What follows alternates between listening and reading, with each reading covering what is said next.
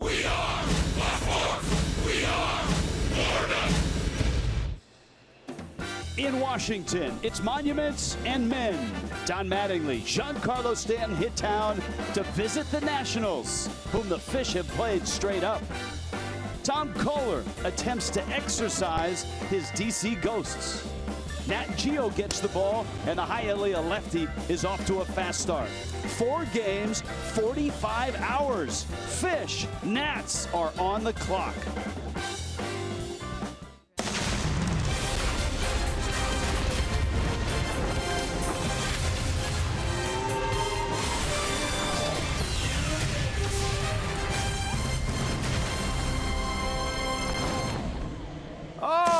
The middle of May coming around, and the Fish and the Nationals get ready to tangle. And this will be an interesting weekend, as it always is in Washington, D.C. In the East, National League East, 4 games, 45 hours. Certainly it'll be interesting on Sunday when the Marlins head to Philly to see what's happened here. Hi, everybody. Rich Waltz along with Preston Wilson. This is going to be a fun series for this guy. This is a hitter series because the storylines are all about hitting. Let's talk about the 2 biggest ones in the ballgame. Bryce Harper of the Nationals. Teams have been pitching around him. How do the Marlins approach him? I think they have to be very careful with him, especially in RBI situations, in close games. You can't give this guy something to hit. This is the MVP. When you pull in to this ballpark, everybody says this is the guy that can't beat you. When the Marlins pull into this ballpark, one guy has a big smile, and that's Giancarlo Stanton, who loves Nationals Park. How do the Nationals approach him? Well, they're going to have to try to get him to expand his zone. Teams have success against Giancarlo when they try to pitch him in off the plate, and then they'll be able to throw that slider away. So they're going to have to do that effectively and keep him from getting off to a good start. And the 2 men that are going against these hitters, Tom Kohler, who's not fared well against Harper or here in D.C., and the Hialeah lefty is on the mound, off to a terrific start, Gio Gonzalez. And that's what we've got on the menu. A game tonight, doubleheader tomorrow, another on Sunday. Marlins and Nationals, they've split the season series. So let's do this. Ball game next.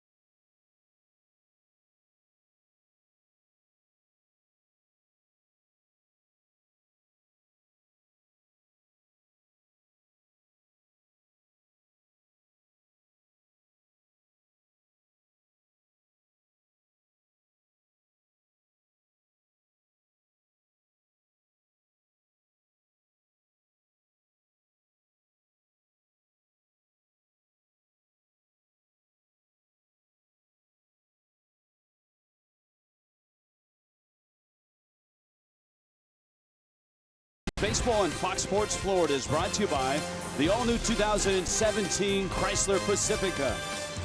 By the Florida Department of Transportation, reminding you, drive sober or get pulled over. By your local Toyota dealers, let's go places. And by Southwest Airlines, transparency, low fares, nothing to hide.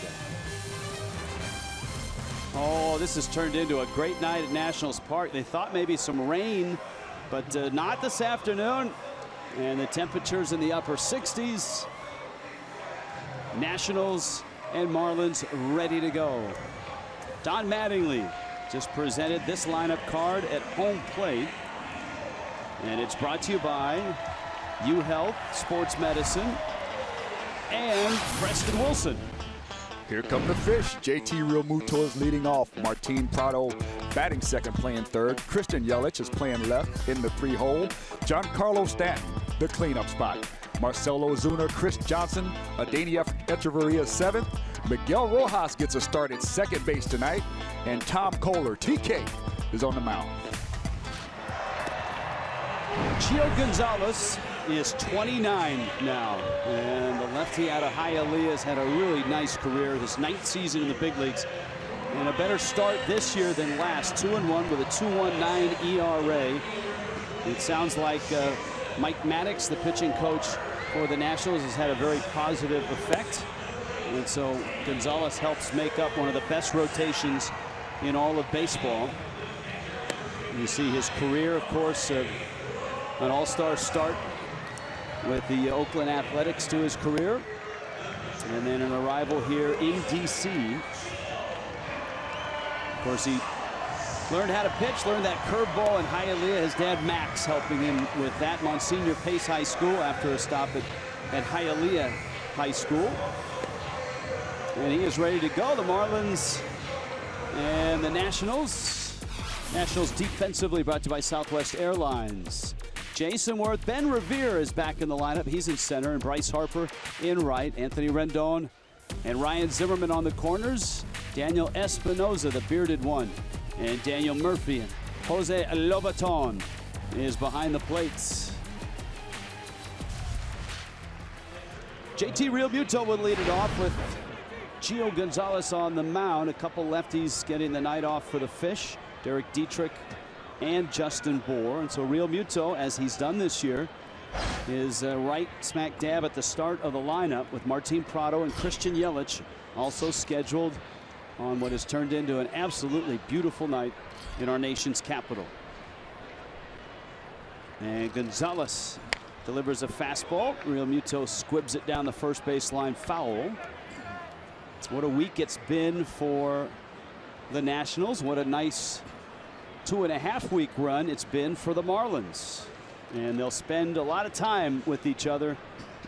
7 of the next 10 games against the Nationals for the Fish.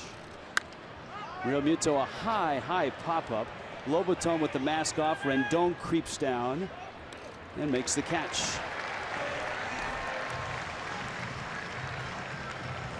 Well, yeah, the week that the Nationals had, remember that wild series against the Cubs, and then the contract for Strasburg, and then Max happened.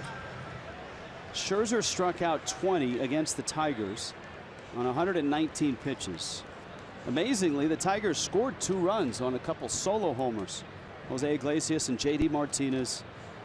But the numbers that popped out of that start, only 23 balls and 20 strikeouts.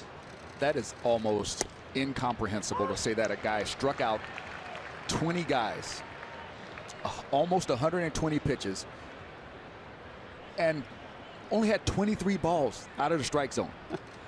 Amazing. 8 strikeouts were 3-pitch at bats, by the way. That fastball misses outside.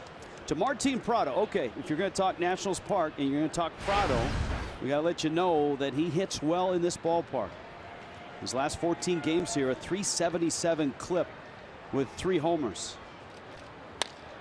Prado dribbles that one up the middle, and Espinosa gets the out, and Gio Gonzalez has 2 quick outs.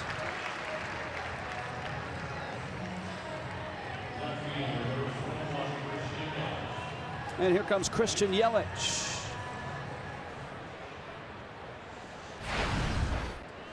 see Gio Gonzalez really has been focusing on the quick outs. He's changed his approach, not just physically, but mentally, what he's doing, the way he's attacking hitters, creating a situation where he has a much lower pitch count, lasts longer in the games, and it's a philosophy from that man right there, Mike Maddox. Lefty's hitting just 179 against him, but Yelich is not an ordinary lefty, and thus he's had some success against Gio and success against lefties in his career.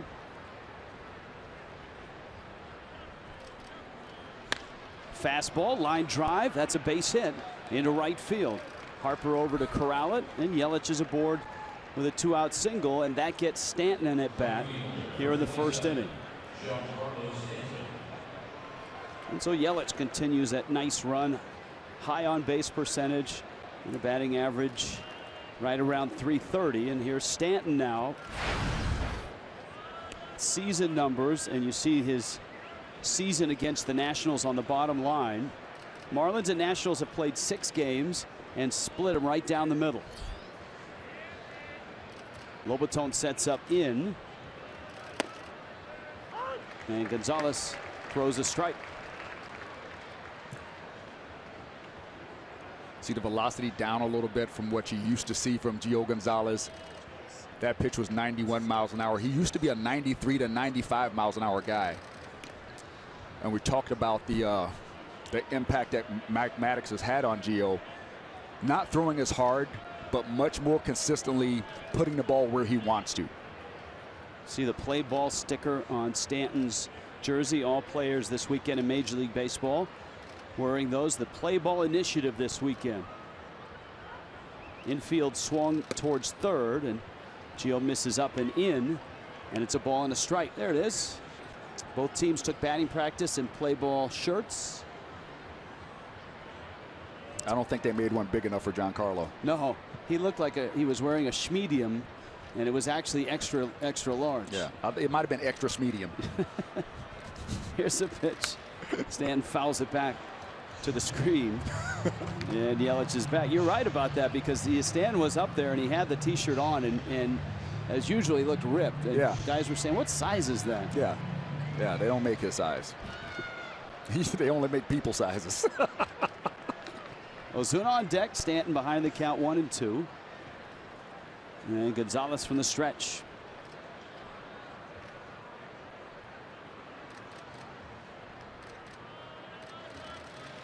And Stanton swings and misses. And the Marlins are done here in the first. Underway, 4 games, 45 hours, and scoreless to start it.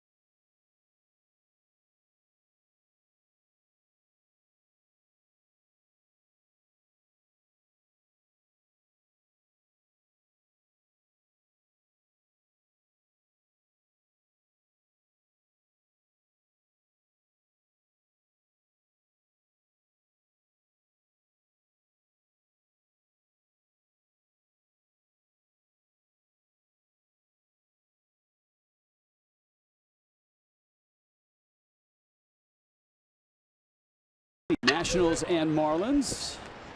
The Nationals, a hot start, 21-13, and their lineup brought to you by UHealth Sports Medicine. Let's take it from the top. Ben Revere, Anthony Rendon, and Bryce Harper are the top 3. The middle, Daniel Murphy, Ryan Zimmerman, and Jason Worth. And the bottom, Danny Espinosa, Jose Lobaton, and Gio Gonzalez. And Tom Kohler, who climbs to the mound. And Kohler this year 2-3, a 5.83. His best start, though, his last start, 7 innings, 1 earned run, and 2 hits, 8 strikeouts against the Phillies. And he'll try to duplicate that here against the Nationals. Ben Revere, Anthony Rendon, Bryce Harper for the Nationals in the first. Marlins did not see Revere early. As Kohler misses in. He had a rib intercostal issue on the disabled list to start the season. And he taps that one foul, and he's a bundle of energy at the plate. A base stealer if he gets on. A very good center fielder. You see his career numbers against Miami. No, still yet to get going. Looks like he's still trying to find himself in a batter's box right now after missing some time to injury. Really good contact hitter. Kohler's out in front 1-2. Fastball, little looper out in the right center. It's going to fall for a hit. And that's what Ben Revere does. So he's aboard. The Marlins defensively tonight with Gio on the mound. The Fish have a couple lefty bats out. And so Southwest Airlines lines up Yelich, Ozuna, and Stanton in the outfield. Prado and Echeverria on the left side. But the right side is Miguel Rojas. And Chris Johnson gets a start at first. JT Realmuto behind the plate. And Tom Kohler working with Revere, who can swipe bases. And so certainly have to be cautious of that. And on the other side, you've got Rendon, Harper, Murphy, and Zimmerman all lined up for the Nats.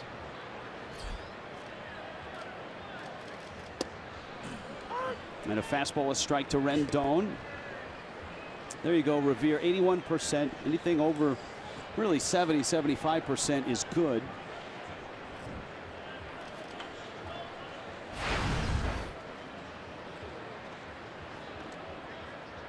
Rendon, not a great start. He's slugging at just .321.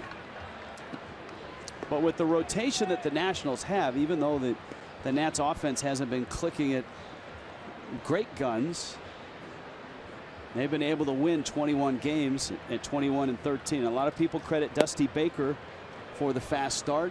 Really a player's manager, a guy that's been able to jumpstart 3 different teams, get them to the postseason. San Francisco, the Cubs, and the Reds. And of course, he managed the guy that's in the Marlins dugout with great success in Barry Bonds.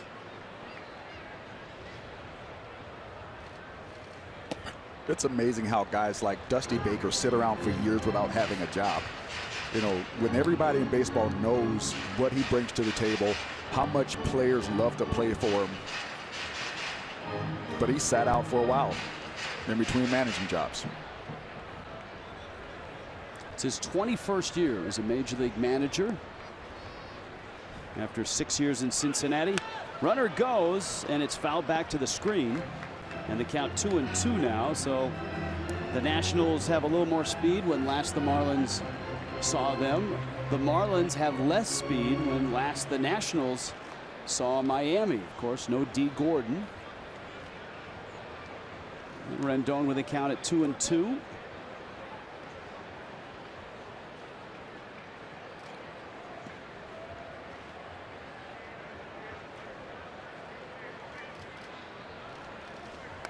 That's a foul back to the screen. There's so much focus on Bryce Harper and who is hitting behind him, and it's Daniel Murphy who is there, that if you look in front of him, that's one area the Nationals have struggled, and that's getting guys on in front of him.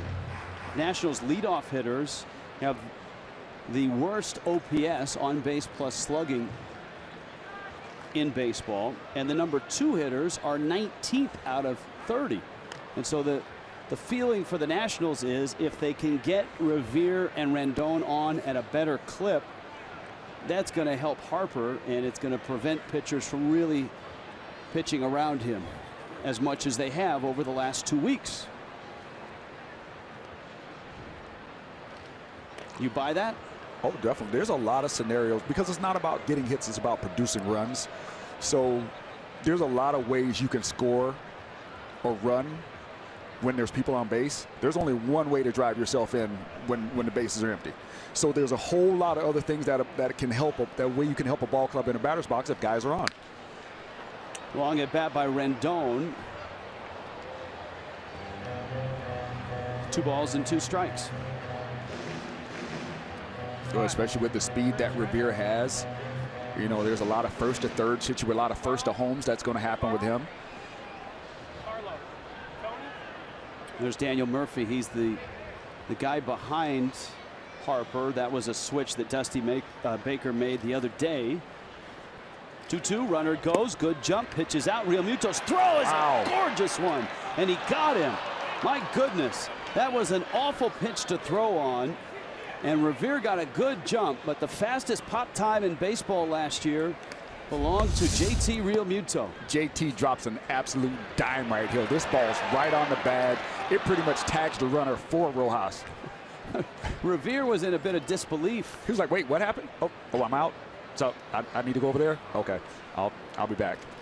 That's a big play here in this first inning. And a fastball lifted in the air. Rendon's not done with this at bat yet. Here's another look. Watch the pitch. He short hops that ball. That's amazing.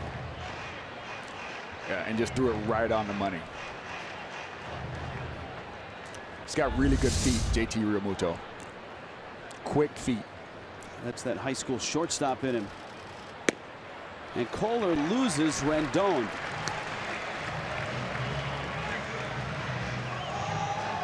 So we just got through talking about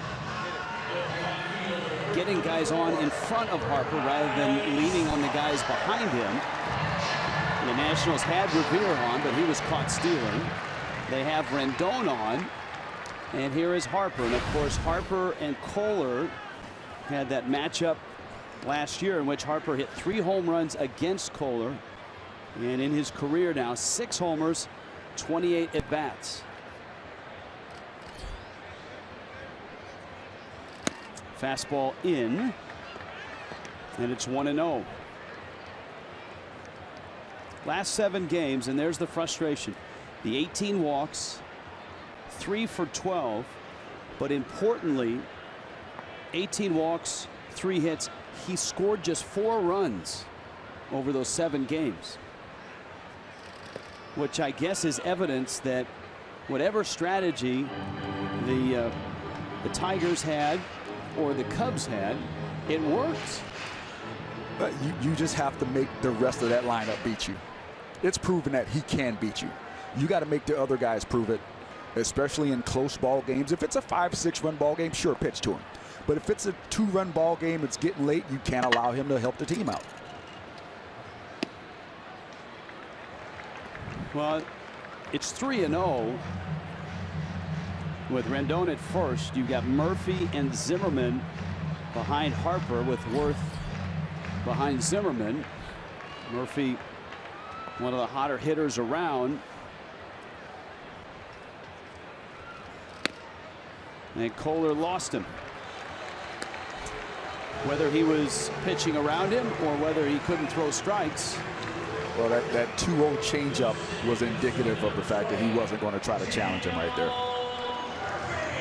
The result is, here's exactly what Dusty Baker made that switch for, and that is Harper at first, Rendon at second, and instead of in front of or further back, they've got Murphy right behind Harper. And the leading hitter in the National League at 409 digs in. 1 out. And Kohler misses in. And a trip by JT Realmuto.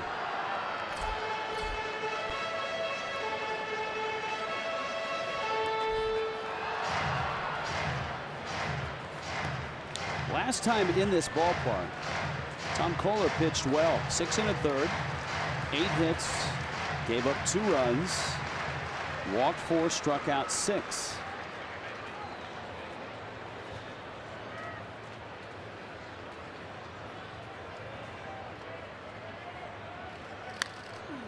Good pitch. Popped up. Real Muto finds it and makes a stabbing catch. And that's a big out to get. Daniel Murphy retired. And here is Zimmerman.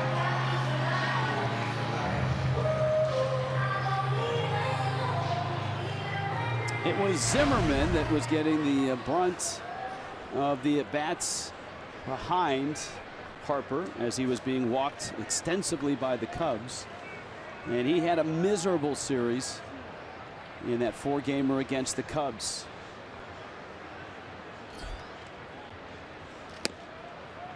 He leans in on a first pitch fastball, which is a strike. It's 0-1.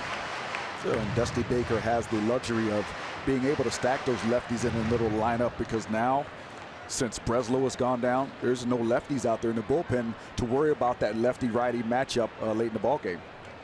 It's a great point. Marlins are leftyless in the pen. They're all northpaws. Plenty of lefties in the rotation. Yes. No lefties in the pen. Don Mattingly and the Fish open the season at 5-11, and they have won 13 of their last 17 to get to 18-15. And that one fouled back to the screen. And we showed you at the outset the standings in the East. It was top heavy early, certainly with the Nationals start. The Mets caught the Nationals. And of course the Phillies lost their first 4 games. And now look at the Phillies. The Marlins are headed to Philadelphia after this one. And the Mets and the Nationals are even at 21-13. And the Marlins are right behind, just 2.5 behind both these Nats and the Mets. Zimmerman ready. And Kohler spins back towards second. About the NL East being the only division in baseball that has 4 teams over 500. I'm not sure a lot of people thought that would be the case. Now it's a long season, but it's been a very nice start for the division. He went, and Tom Kohler pitches out of trouble. He pitches around a single and 2 walks, gets some help from Real Muto, and punches out Zimmerman to end the first.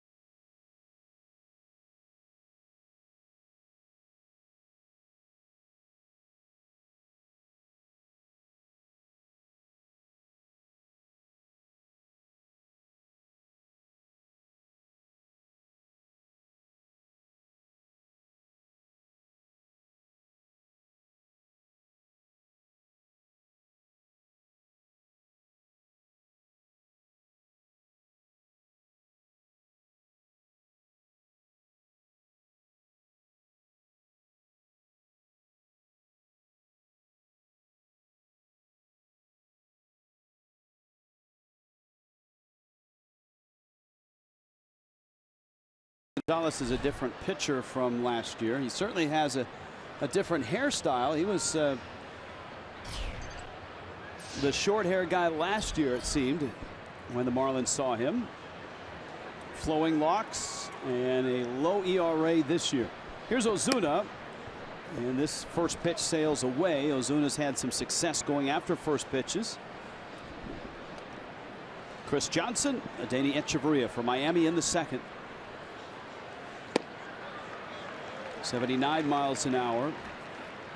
And you've been impressed with the way Gio changes speeds, at the same time attacking the strike zone with his off-speed stuff.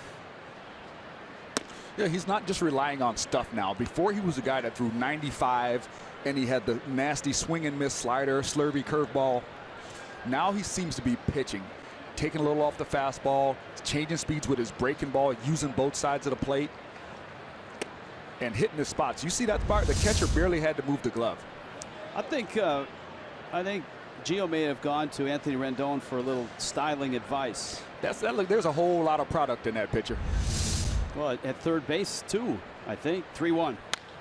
Ozuna cracks that one to right, hits it pretty well. Harper into the corner. Harper reaches and makes the catch right in front of the 335 sign. That ball really carried off the bat of Marcell Ozuna. Ozuna's so strong, he lets the ball get deep, and it doesn't even look like he hit it that well, but that ball carried a long way. Harper goes a long way to get it. Good awareness on the field, knowing where that fence was. Make that play look easy.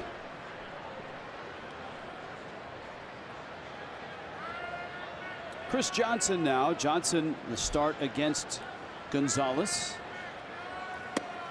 And a fastball sails up. Of course, this is the first of a 4-game series in just 3 days, with 2 day games tomorrow, a day-night doubleheader, and a day game on Sunday.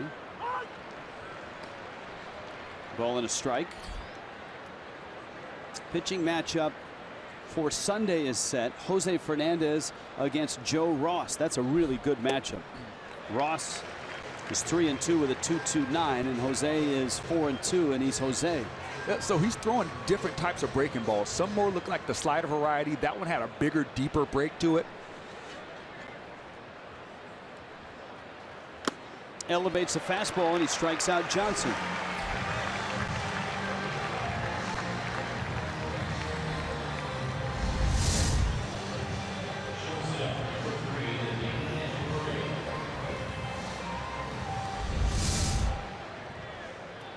Justin Nicolino will start the first game tomorrow, a 1:05 start, and that's about all we know about the doubleheader.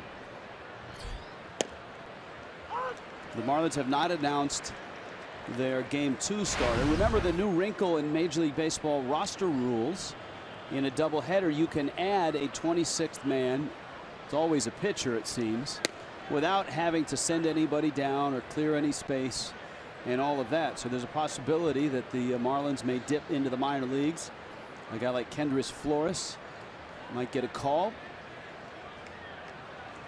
With Jose going on Sunday, that pitch misses down low to Adeiny Echeverria.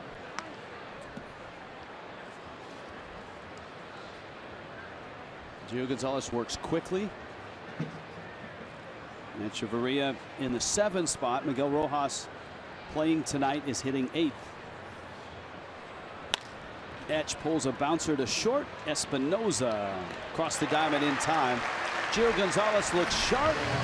Marlins and Nationals are underway and scoreless in D.C.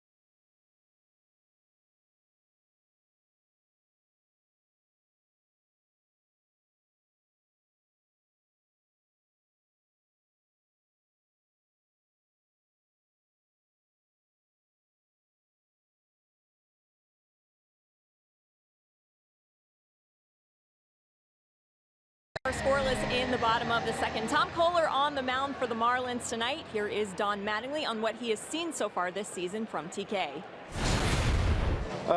He's kind of been back and forth for me. I thought he threw the ball really well here in his opener, and then it's kind of been back and forth a little bit. But Tom is a competitor, and he's always going to bounce back. So hopefully today, it's like his third time against these guys. It's a lot. So hopefully he keeps us in the game for a while, keeps us out of our bullpen as much as possible. And guys, you heard Mattingly mention a little bit of a back and forth for Tom Kohler. So for Kohler right now, consistency is the goal. All right, Jessica, you enjoying things? It's, I mean, from up here, it looks gorgeous. What's the temperature like down there? Because people thought this was going to be a cold and wet night. There's a liner right to Echeverria. Much nicer this time around. A lot drier this time around, too. Luckily, we have yet to see any rain, knock on wood. But, yeah, it feels great down here. I would say it's in the low 70s, so hopefully it stays that way throughout the course of the night. Yes, and the weekend, although tomorrow is supposed to be some wet stuff. Thank you, Jessica. There's a great look at this ballpark. Nationals Park opened up 9 years ago. 9th year in Nationals Park. Worth lines out. This is Espinoza. The biggest play so far of the night has to be JT Realmuto's pick of a breaking ball in the dirt with Ben Revere running, and Realmuto's bullet right to the bag to get the out, because Tom Kohler would then walk Anthony Rendon and Bryce Harper, but he got Daniel Murphy to pop out, and then he struck out Ryan Zimmerman.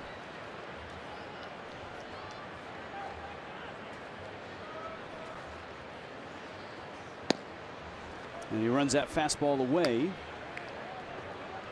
It's 2-1.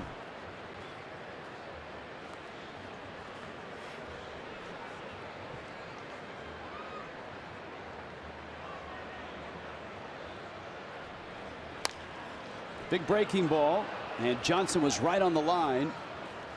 There's 2 down. You can join the Fish family today by choosing a season ticket plan. Half season plans, 3 great 20-game mini plans, as well as a prorated full season plan are yours if you contact the Marlins, marlins.com/season tickets, and it gets you entry into the Fish family loyalty program.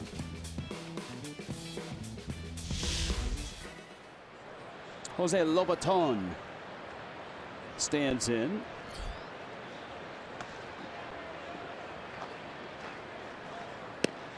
And he takes away.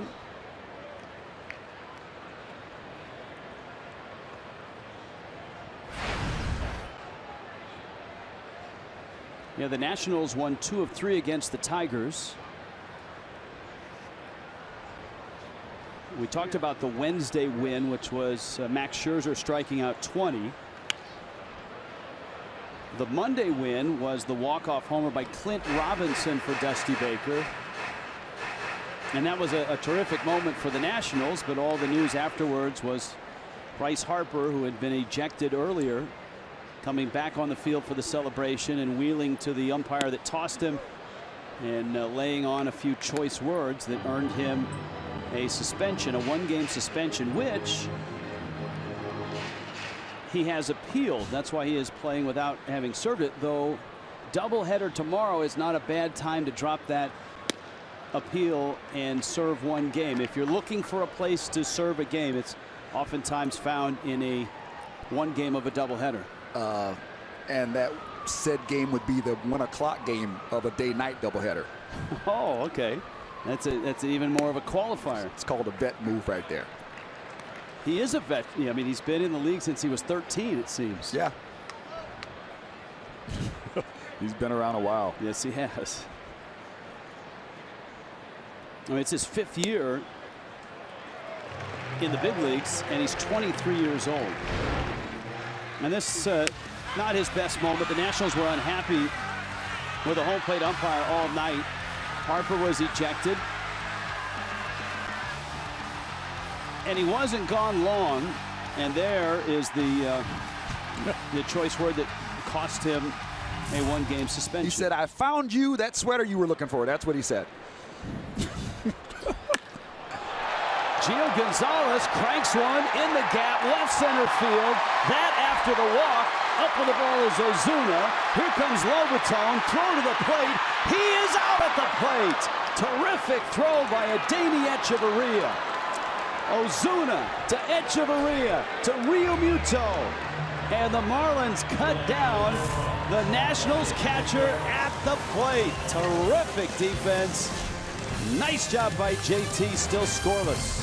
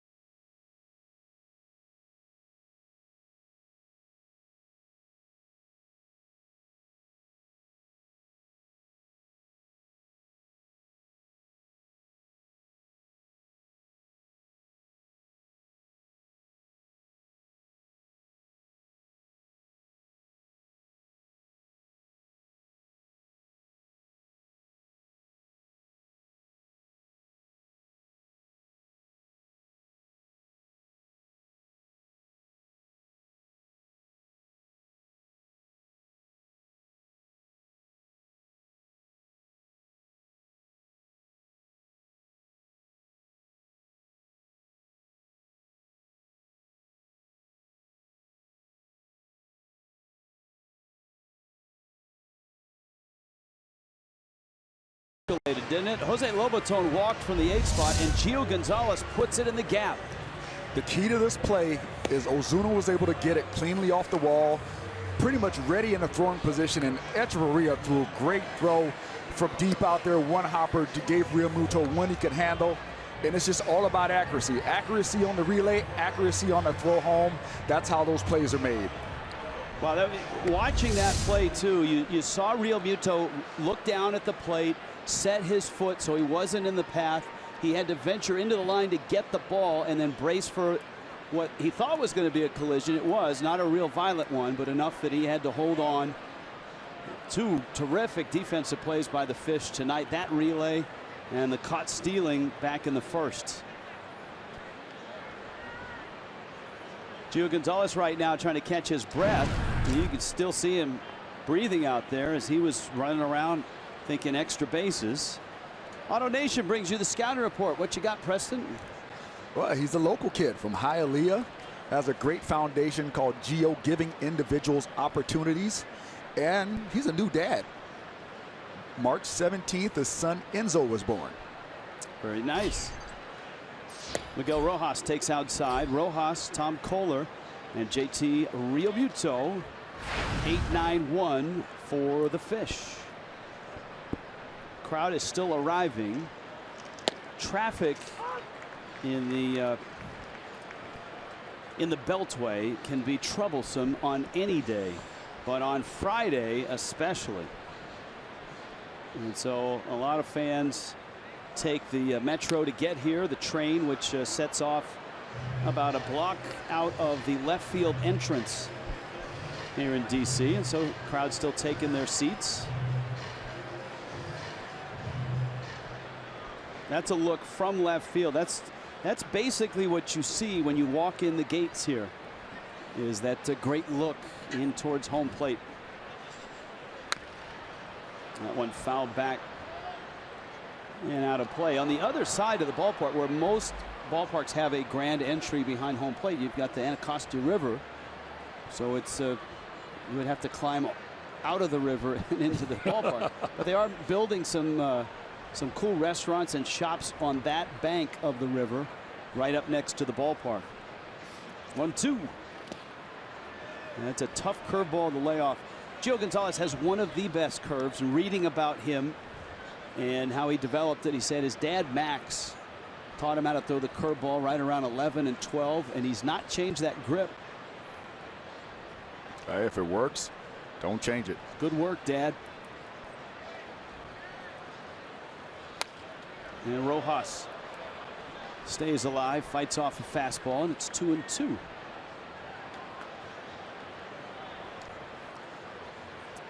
And you know what? For the last 3 years we've been coming here, they've been working on the Capitol, but you can see the scaffolding is going lower and lower, which means they're getting closer and closer to being finished.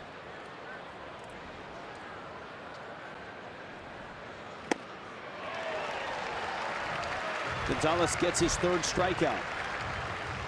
If you can't catch the Marlins on TV, you can now stream them on your mobile device live. The new Fox Sports Go app. Download the app. Take Fox Sports Florida and the Marlins wherever you go. Here's Kohler. Well, Gio doubled against Kohler. And then a fastball misses up.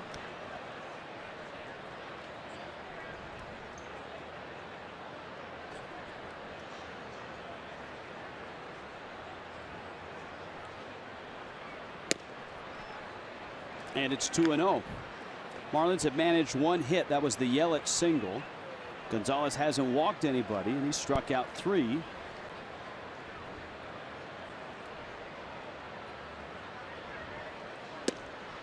Kohler, on the other hand, has walked 3, struck out 1, given up a couple of hits.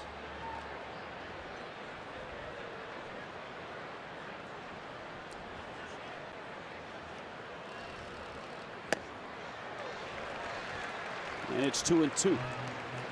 It's going to be a busy day at the ballpark tomorrow. Hope you'll join us. We have both ends of the doubleheader. 1 o'clock for game 1, 12:30 for Marlins Live, and then 6:30 Marlins Live, 7 o'clock start for the second game. Greater coverage of baseball is brought to you by T-Mobile. Let's dive in, shall we? Jackie Bradley Jr. and those Boston Red Sox 18-game hit streak. That's tied for the longest this year in baseball with Eric Hosmer of the Kansas City Royals. That's not how Ned Yost wanted to make the show. 2 pitchers on the DL, Chris Young, Chris Medlin. We talked about the Play Ball Weekend, the Major League Initiative, which kicks off tomorrow. Both teams wearing patches all around baseball. The initiative is to get people playing, whether it's baseball, softball, stickball, strikeout, whatever game you got. Real Muto bounces out. Gio Gonzalez goes 1, 2, 3. He's set down 7 straight, and this game is scoreless.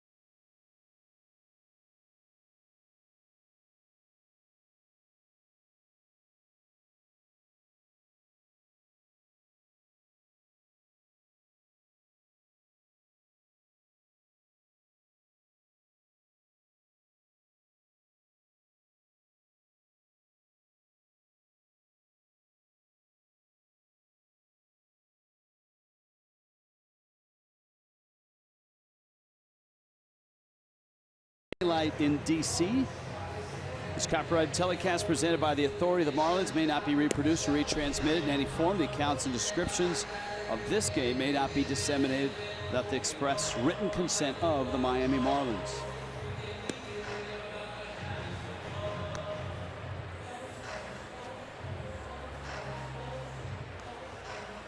Glad you're with us tonight, a Friday night in Washington, D.C. Lots of baseball this weekend. 2 games tomorrow.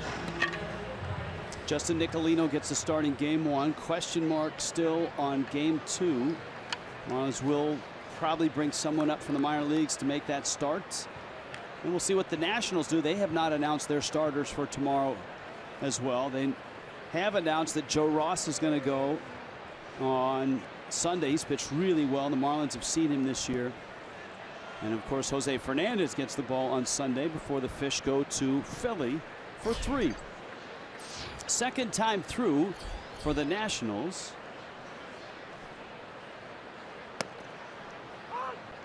And here is Revere. The oblique strain happened on opening day for Revere.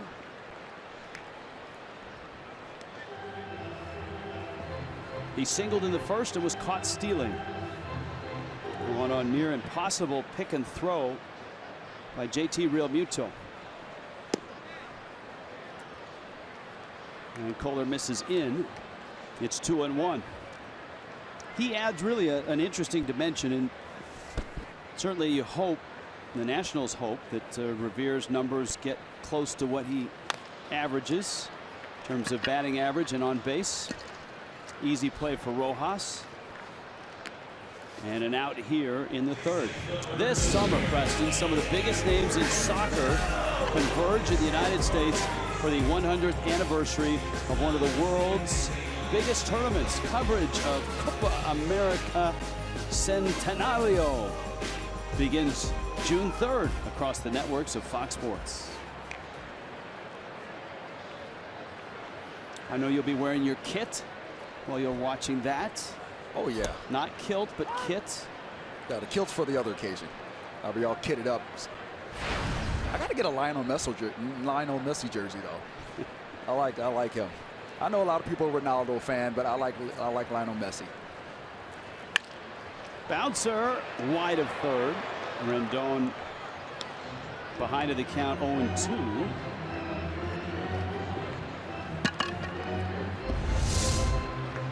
Just wide. Daryl Martin Prado, he almost gets to everything. See that clearly. Wide of the bag.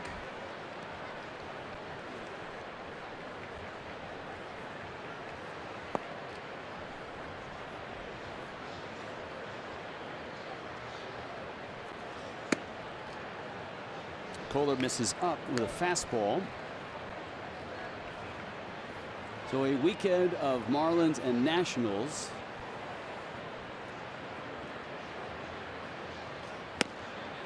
And Rendon goes down swinging.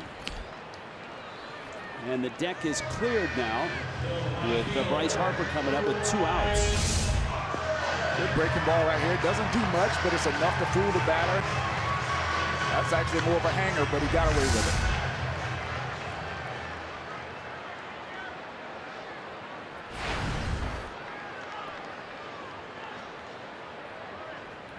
The Mets are continuing their west swing. They are in Colorado tonight. It's a Matt Harvey start.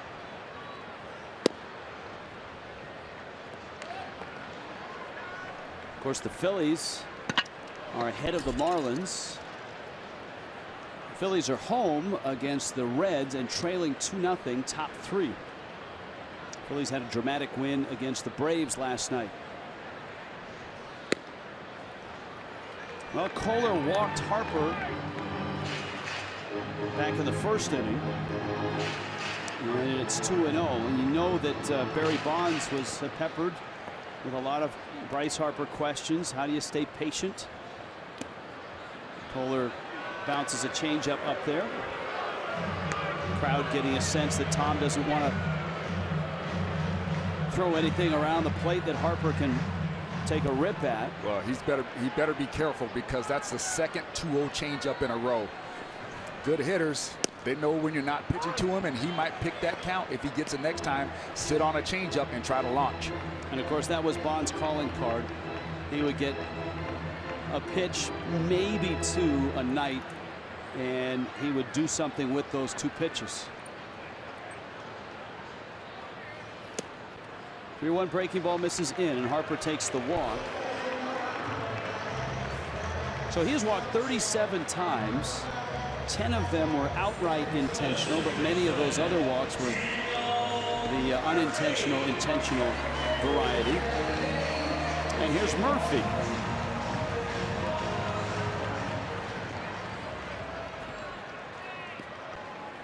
And what a year it's been for Daniel Murphy, right? I mean, 18 multi-hit games already.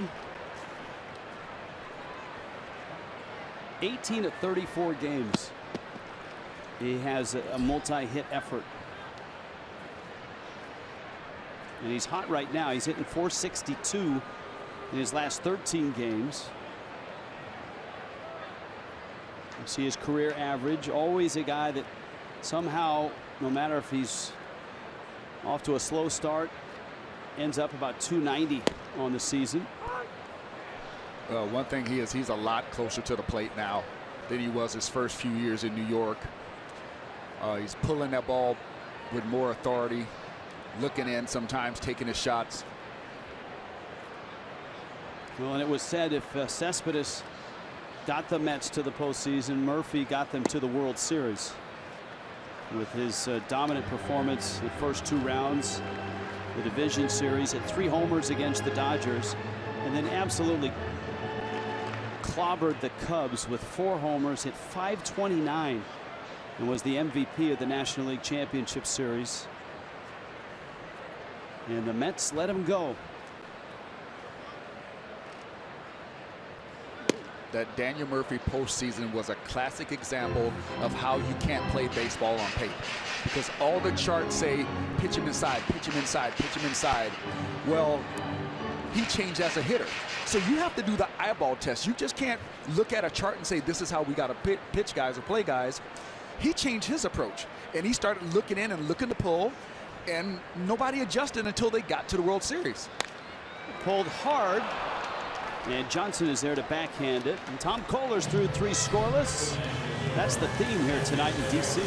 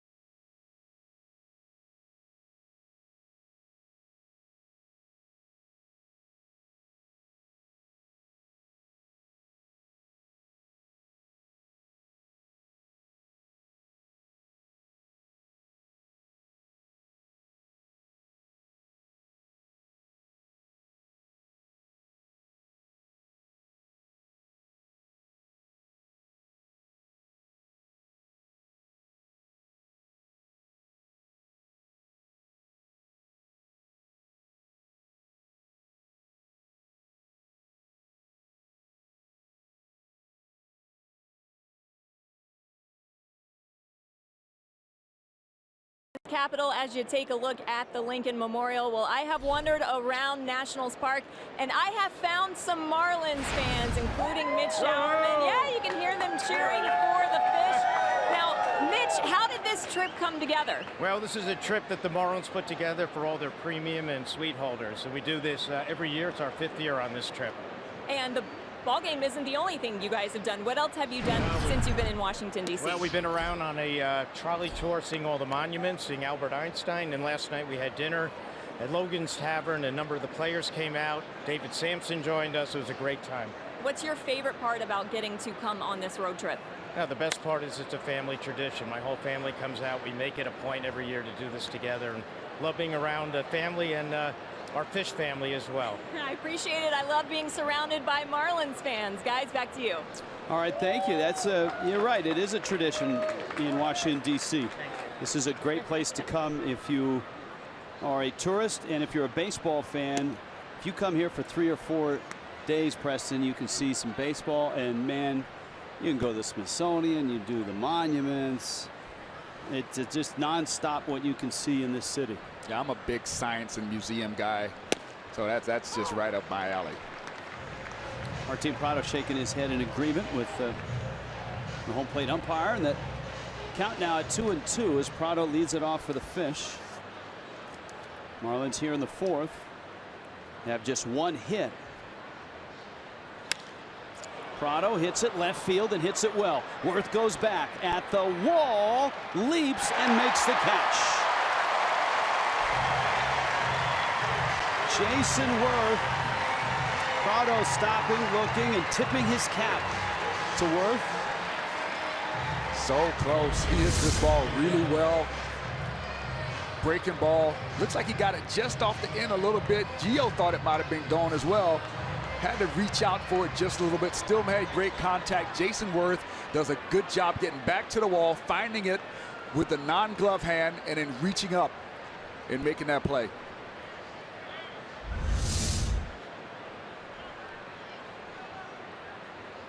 And so some nice defense there by the Nationals. Here's Yelich with Stanton to follow.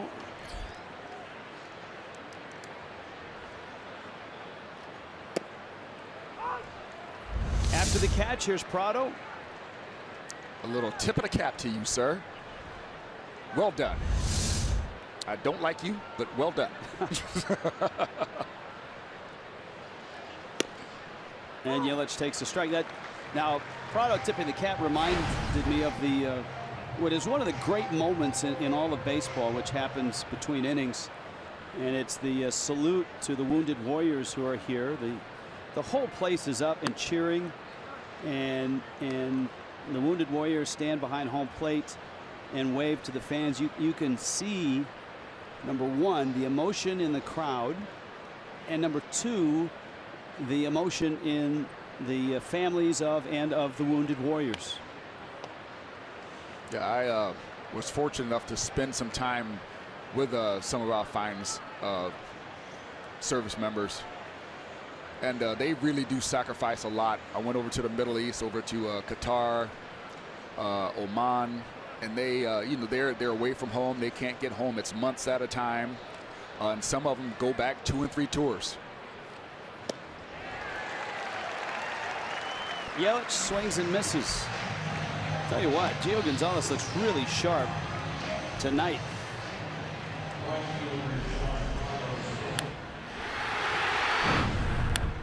This date in Major League Baseball history brought to you by Geico. This was Mother's Day against the Mets, and that was a walk-off, a grand slam by Giancarlo.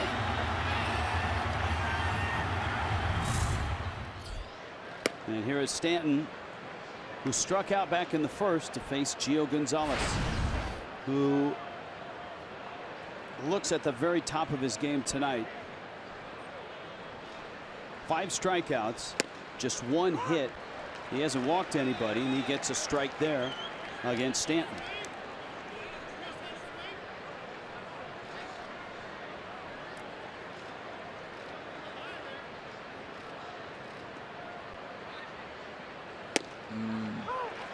That's the pitch to hit right there. Fastball right down Broadway. Struggling a little bit lately. 0 for 14 in his last 14 at bats. 8 strikeouts.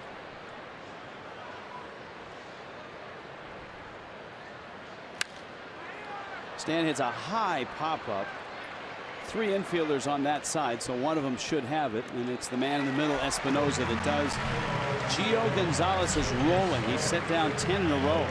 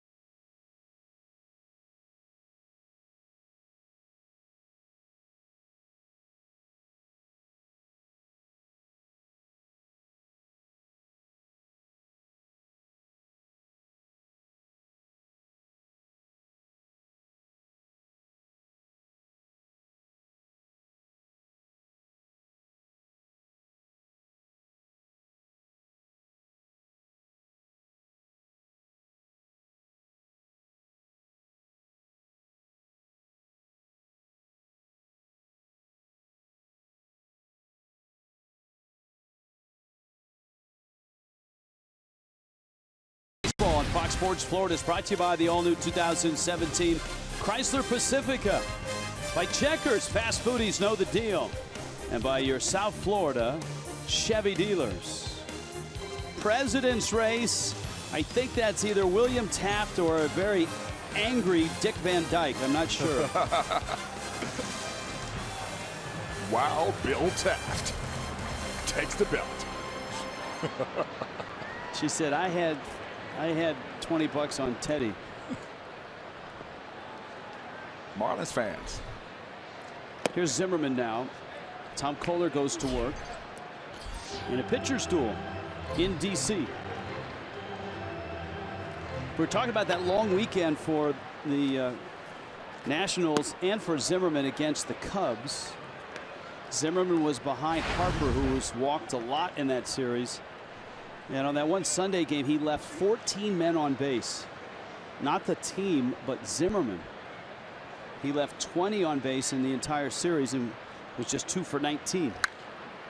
And a high pop-up. Prado calls. And Prado catches. Although every now and then you call for a ball and about halfway down you think to yourself, I wish I'd let him take it. The funniest part of that is watching Echeverria scratch his head as this ball's coming down. He's like, well, what am I out here for? Oh, really? You gonna take it? All right, I'll just stand here.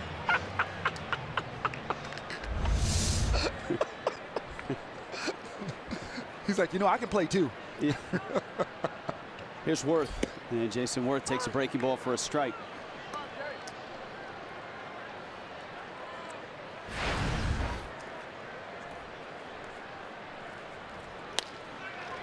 Bouncer into center field.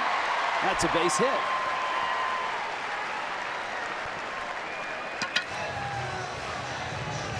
And so Jason Worth has a 1-out single. 3rd hit allowed by Kohler. And that brings up Espinosa. Jason Worth is a bat that the Nationals desperately need to get going. He's supposed to be one of their main run producers, and he's got to get back to that form, that 20 to 30 home run power, hitting close to 300, if not at 300. He was one of the main guys when they put this team together, this lineup together, that's supposed to make this thing work. Here is Espinosa. Worth is at first, and he can steal a base. In fact, you see the man with the bubble and the watch. When they were together in Philadelphia, Jason Worth, Davey Lopes, and the rest of the Phillies were a great base stealing team.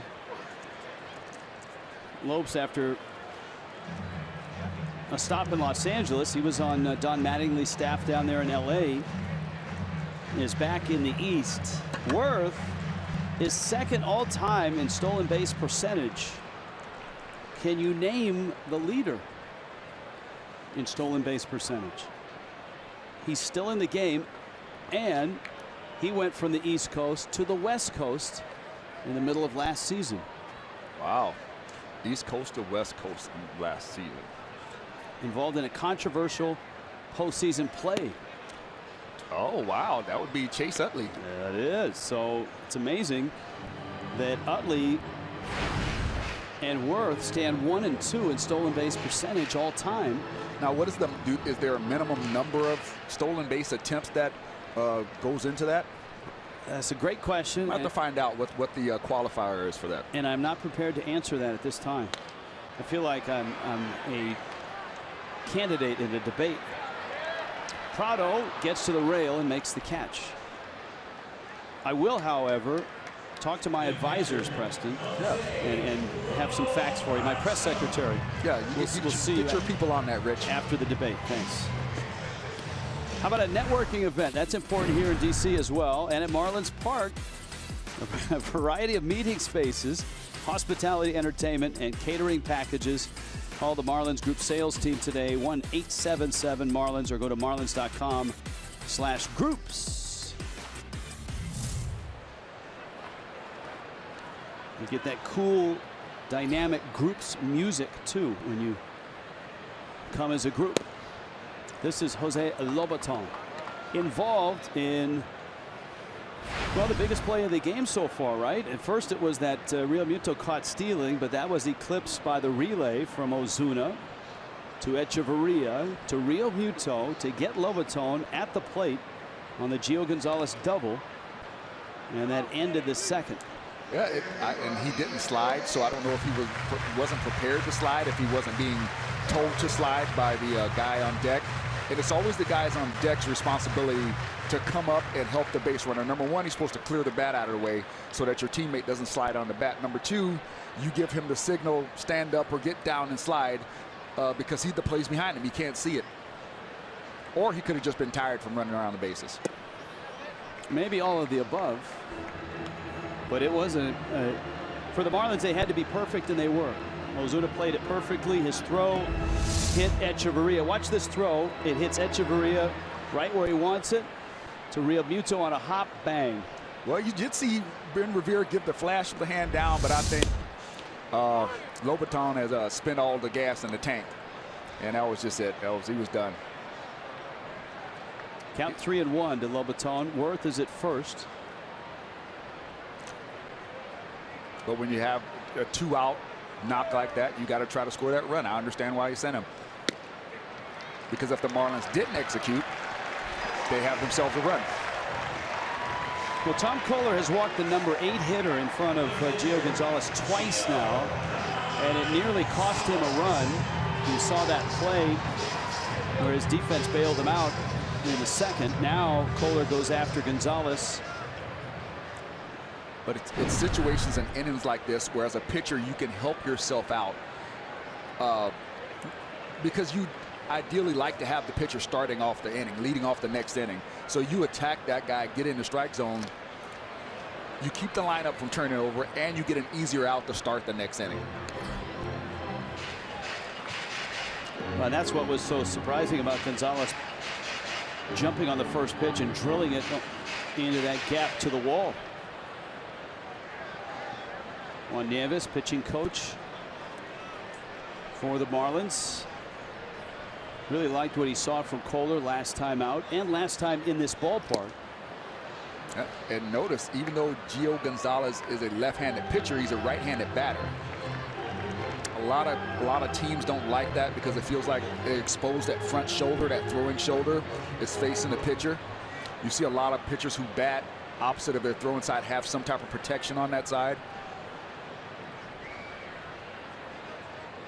That's why the Mets didn't like Doc Gooden switch hitting. Dwight Gooden was a great switch hitter, but they didn't like him hitting left-handed because they felt like it'd be exposing that arm. It's not just lefties that hit righties. There's been righties that hit lefty. Yes. Josh Johnson, a good example. Tim Lincecum.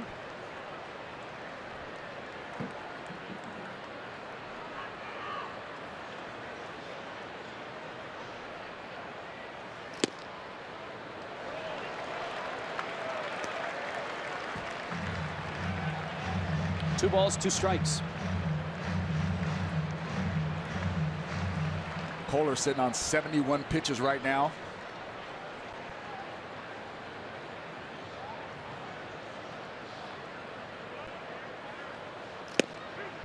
Good sharp breaking ball, and Kohler strikes out Gio Gonzalez. 4 scoreless for Tom Kohler in D.C. No runs yet.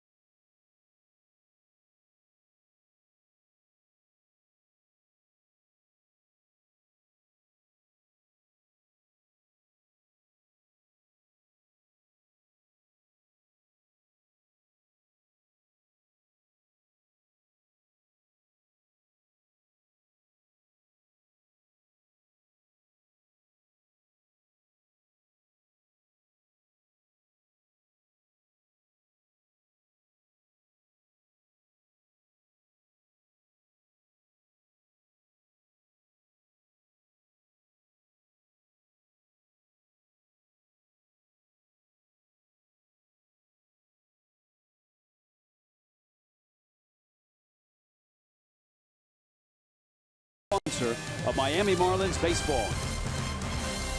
Across the banks of the Anacostia River, Marlins and Nationals are scoreless in the 5th. Marlin fans here at Nationals Park. Hey, Fish Family fans, your loyalty program code tonight is no. To learn more, log on. Go to marlins.com/fishfamily. He threw a couple last year. Did Max Scherzer. And of course, he just had that historic night, striking out 20. Roger Clemens did it twice in 9 innings. Kerry Wood, the other to do it in 9 innings. I believe Randy Johnson and one other, but that was in extra innings.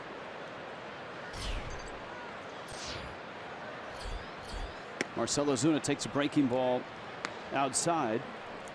Marlins trying to solve Gio Gonzalez, who has been tough to hit. 10 straight Gio has retired since a Christian Yelich single, and that's the only hit. And fastball fouled back out of play.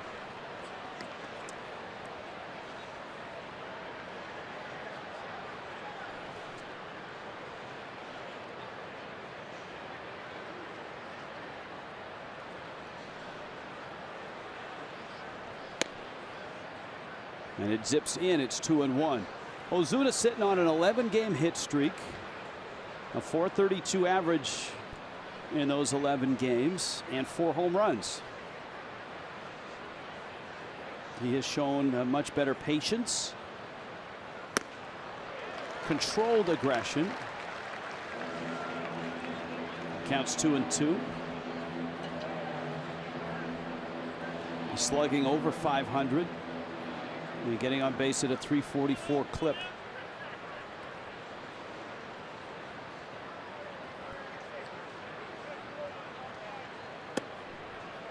And some of that clip can be attributed to he's fallen in love with a new bat. He's been using Barry Bonds' bat recently. That's one of the models that Barry used to use, a Sam bat, same color scheme and everything. And he's fallen in love with it. He loves that bat. That one pulled foul. The biggest difference is Bonds choked up a great deal on that bat, more so than any hitter you can think of over the last 15, 20 years. Yeah, he choked up a little bit, had some there.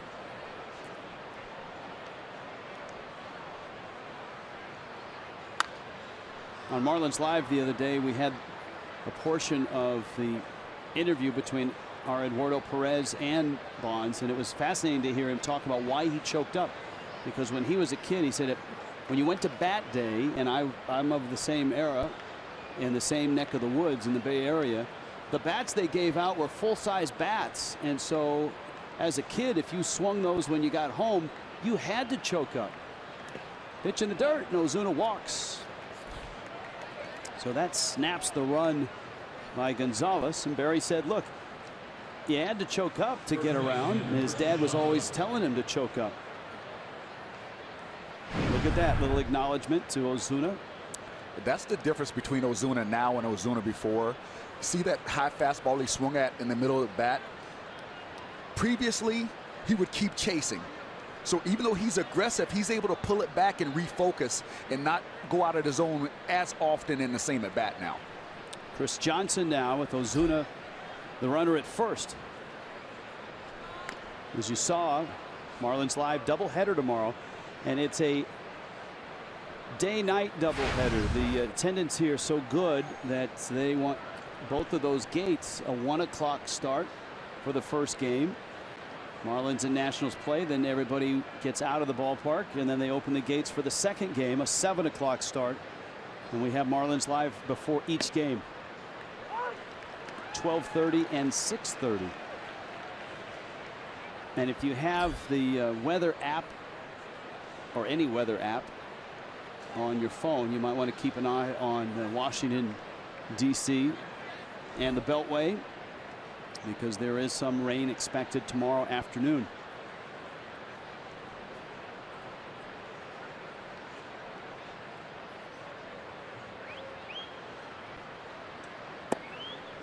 Gonzalez misses low, and it's 1-1.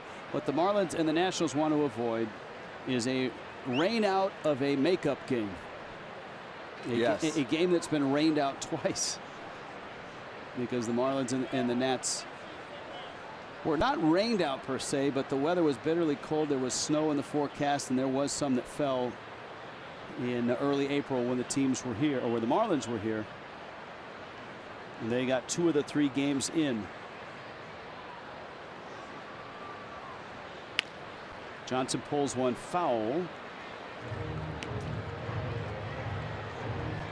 Gio Gonzalez, right now, in watching him, looks like a really frustrating guy to face. You know, he does such a good job of not allowing you to sit on a particular pitch or looking at a particular area. He changes speeds on his fastball. He changes speeds on his off-speed pitches. And now his location is so much better. He's just not making those mistakes that he used to make. He was more overpowering before, but he would also make a mistake every now and then. Now he's not missing by much at all as far as his target that he's aiming at. He's kind of like Tom Glavine with a better curveball and longer hair. Yes. Yes, that's really kind of what he's become. You know, he throws in the low 90s. He can still get it up there when he wants to reach back, or if he's been saving it a little bit. But he's much more refined as far as a smooth delivery, hitting his spots, changing locations, varying speeds.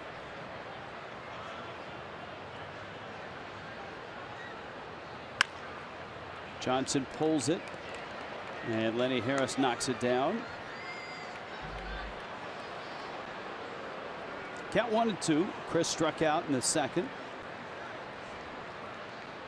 Nationals have 3 hits. Marlins have just the Yelich single.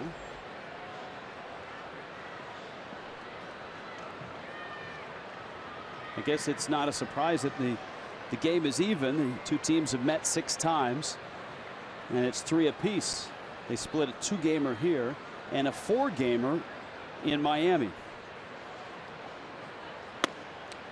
You could see Lobaton wanted it up.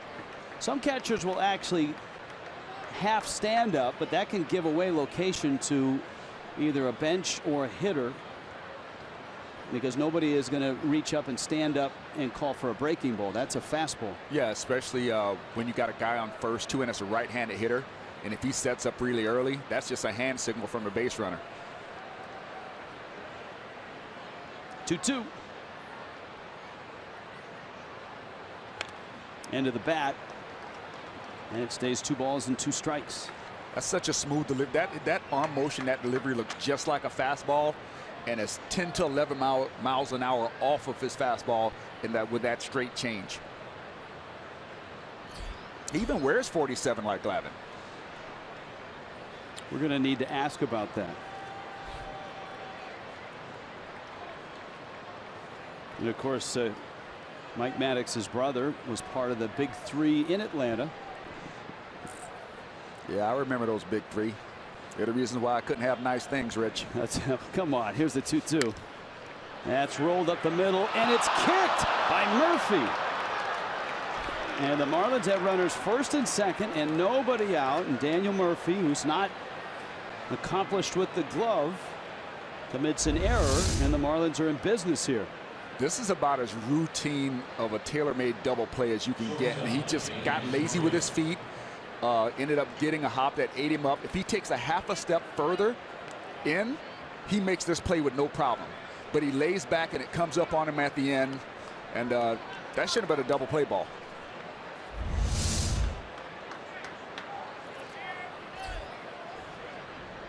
Nationals infield has been pretty good.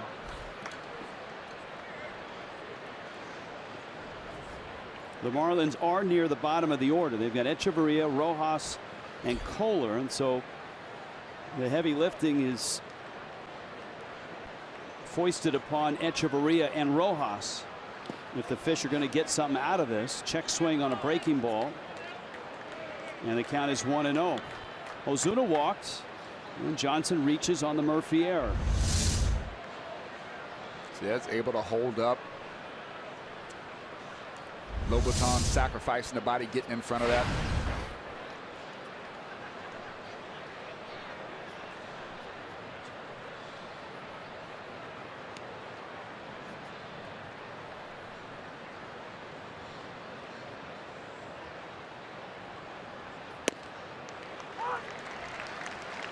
Good location, backdoor breaking ball. 4 for 17 in his career.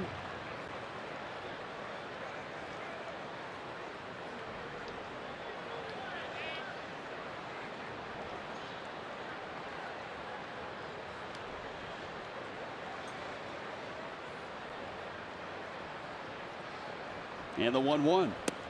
Fastball misses out. And they count 2-1.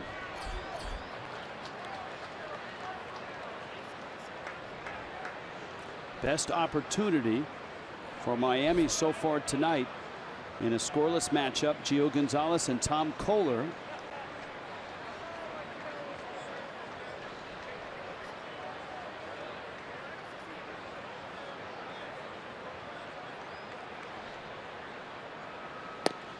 Edge takes outside corner. Ooh, that's close. And it's 2-2. I don't know. That's one of those pitches that's a perfect pitch. You see the box tracks. It is perfect. You're right. Chris Guccione is the home plate umpire, and it caught the black, and it was at the knees. Perfect pitch.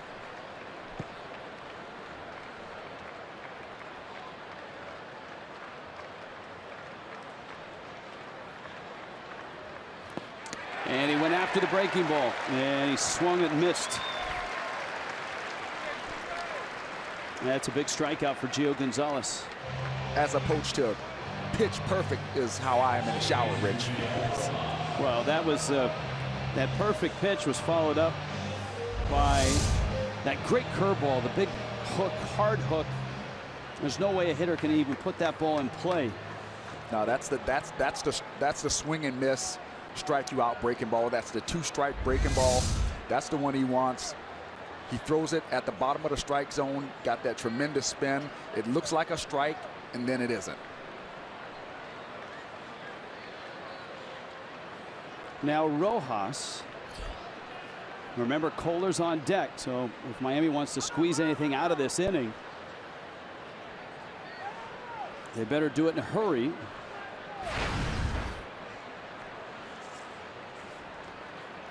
Rojas getting the start at second. Justin Bour and Derek Dietrich the night off. Gio's very good against lefties. They're hitting well below 200 against him. And the fastball misses out.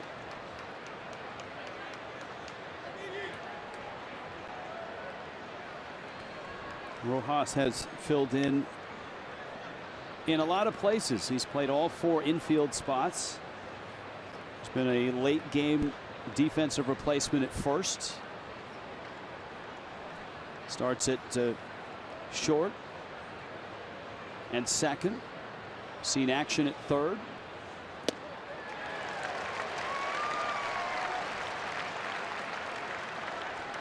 One and one.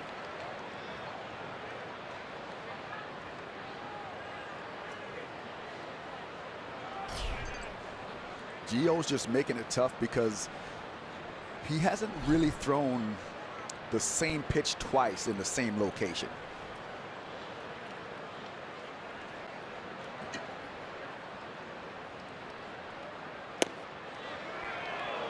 You could see Chris Guccione, the home plate umpire, straighten up. Now, again, this is a ballpark that has an offset camera out in center, so you don't see a straight angle. That's why Fox Tracks is such a good instrument post pitch to see where the pitch actually was as opposed to where it goes. If you move that camera right behind Gio, you get a much clearer and cleaner look.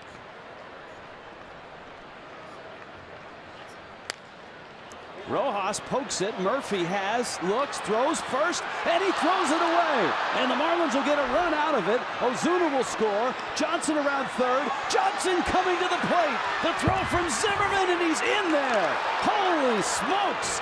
Chris Johnson scores all the way from first, and the Marlins get 2 on a weird, odd, strange play. How about that? That looked like the opening scene from the Benny Hill show, Rich. I don't know what was going on out there. There was all kinds of stuff happening. People flying around. Looked like it's unbelievable. The guy's on first base. The ball never leaves the infield, and he scores. Zimmerman went too far and then couldn't get back. And Murphy, who's going to get charged for the error, you could see what he was doing. He was throwing it to Gio. Johnson never stopped. The Marlins get 2 runs. Tell you, what a great job, though, by Chris Johnson, never stopping on that play. If he pulls up and just assumes that this play is dead, they don't score this run. As a base runner, your job is to run. It's the coach's job to stop you. So you're going all out from the moment you move, and it's up to the coach to stop you. Great job by Lenny Harris, sending him on that play as well. Well, it's terrific hustle, and you're right. Great job by Harris. There's 1 out. And here's Kohler. Rojas bluffs, and the pitch is taken out. Now, I would think Murphy's going to get another error, but if you watch that play develop, Zimmerman went way too far to his right. Gio was trying to get to the bag, and then Zimmerman went back. And there was confusion at the bag. Murphy's throw was not that bad a throw. You had 2 things happen. You had Zimmerman go too far, and you had Gio not cover the bag. The pitchers are taught anytime the ball's hit on that side. I understand it was to the second baseman, but you have to keep going. So Zimmerman went too far, and then Gio, who was supposed to be his backup on that play, didn't quite get there. And when the ball arrived at first base coming from Daniel Murphy, neither one of them were quite at the bag. Counts 2-0 on Kohler. You got Rojas at second, Realmuto on deck. Miami still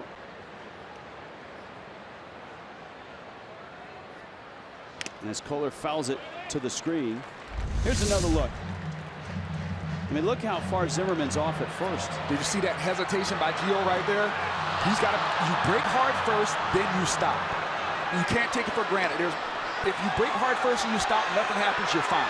But if you stop and then all of a sudden try to get up, you can't get that ground back on that base runner. Marlins had that play happen at home last homestand with Urania. Didn't go hard right away, and then he tried to speed up. Didn't get that out. Led to an inning. Led to some runs for him. And now we see it here tonight. Kohler takes a shot at trying to punch that through the right side. Now it's going to go as a single and a throwing error by Daniel Murphy. So the Marlins do get a hit out of it. Rojas gets a hit. That's when you're living good, Rich. When you get a base hit on that, he better play the lottery tonight. You're right about that. 2-2. I think he went.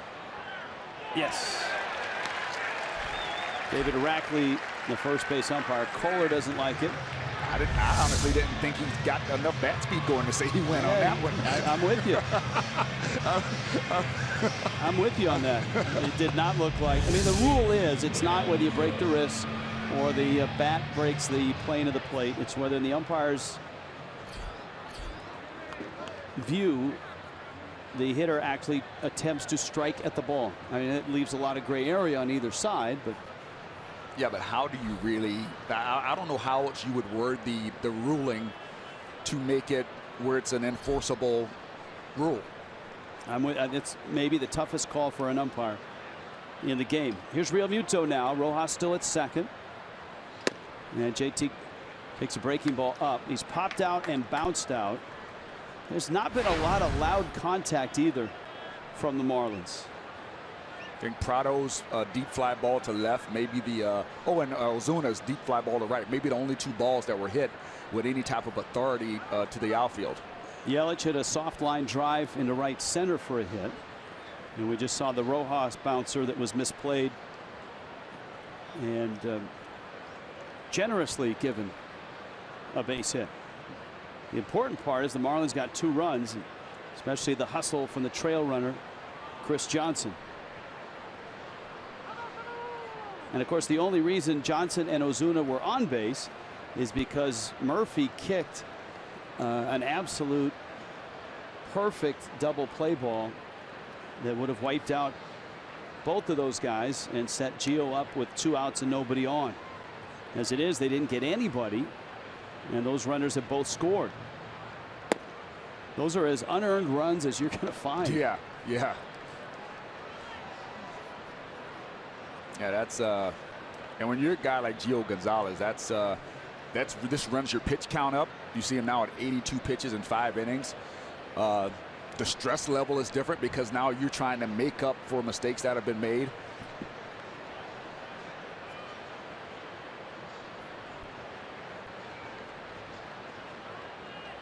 The Marlins are playing a good pesky style of baseball right now, though. On defense, they're stopping rallies by executing on that relay throw from the ball on the fence. 2 great throws, one from Ozuna to Echeverria, the next from Echeverria to JT Realmuto. Great execution. Remember Realmuto's throw on the bounced pitch to get it out in the first inning to slow down the Nationals. He bangs one off of Gio. Diving stop there by Rendon. Rojas will stop at third. Rendon getting a piece of that ball after it caromed off of Gio Gonzalez prevented another run from scoring. That's a base hit, and here comes Prado. Ball hit right back up the box. Kind of did a skate save on it, and it kicks out to third. That's great reaction from Rendon, because if this ball doesn't get stopped by Rendon, this is a run. Because Rojas was going, that ball is going out there. I don't know if Espinosa is going to be able to get to it in time if Rendon doesn't react and knock that ball down. Well, the Nationals bullpen is just starting to loosen up. That's the second trip out for Mike Maddox, but obviously that one was to check on his health. Yeah, and they've been trying to get Gio a breather this inning. Lobaton went out and had a meeting with him at one point, just trying to give him a breather. He's been out there for a while. Make sure his emotions are in check. Gio is a very high energy guy, and you have to make sure that, get him back on that mellow plane. And I think Lobaton is one of his tasks is to be the calming factor when things go wrong, to make sure Gio doesn't get too excited out there. Well, 2 errors, a walk, and now 2 hits. And with 2 outs, here's Prado, who, as Preston described, hit that fly ball to the track in the 4th and is bounced out. And Gonzalez misses out.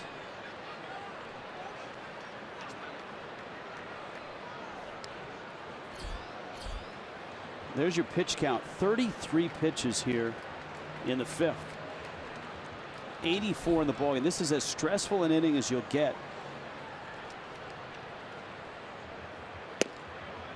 He's been on the mound for 23 minutes in this half inning. Wow.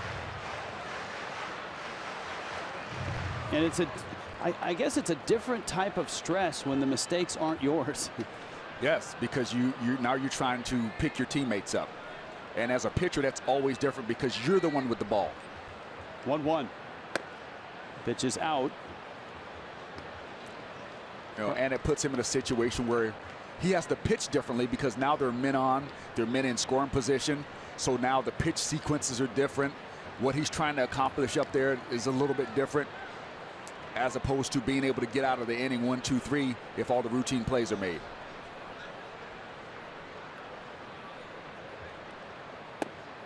Well, he's run a count to 3-1 to Martin Prado. You've got Yelich on deck. At some point, the Nationals here, remember, they came out to look at him after that play at first, then they came out to look at him after that shot by Real Muto off his leg. And a changeup misses down low. Now, you got lefty on lefty, but do you leave him in to face Yelich? You see Dusty Baker and Mike Maddox. Yelich singled in the 1st, struck out in the 4th. Another visit from Lobaton. This half inning is about 25 minutes old for Gio Gonzalez. And you could see the glove over Gio's mouth. He was not real happy there. And whether Lobaton is buying time for Petit or not, and I guess not, because no sign of Dusty Baker. And this may be Gio's last stand. 88 pitches.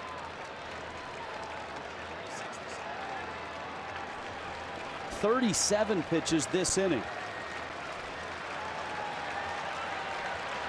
And the crowd coming alive trying to get Gio through this. Bags are loaded. Here's Yelich.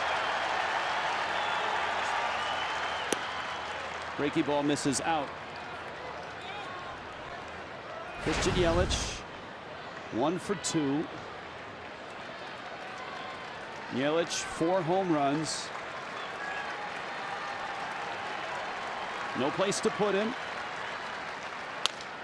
And he rolls one up the middle. Murphy has it, fires to first in time to get the outs.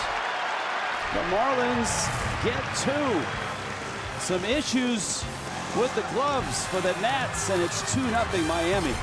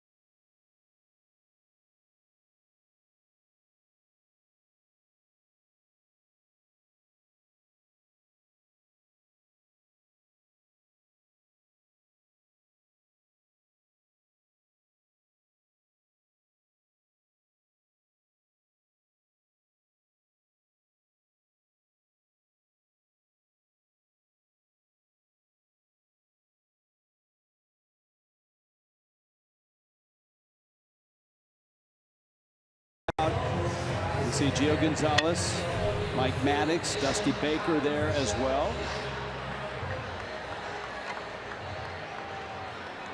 And the Nationals issues defensively. Daniel Murphy was charged with 2 errors, but you see Ryan Zimmerman also talking to Chris Spire, the infield coach. A mix-up at first, and Murphy's throw zipped by, 2 runs scored. And how big is this inning now for Tom Kohler? He's got a 2-0 lead, and he's got the top of the order for the 3rd time tonight, and he misses in to Ben Revere with Anthony Rendon and Bryce Harper to follow. Important inning right here for Tom Kohler to not let the Nats get on the board. Your offense just found a way to push a couple runs across. Don't let them swing back the momentum right here. Keep it on your side. Execute. Get yourself out of the center.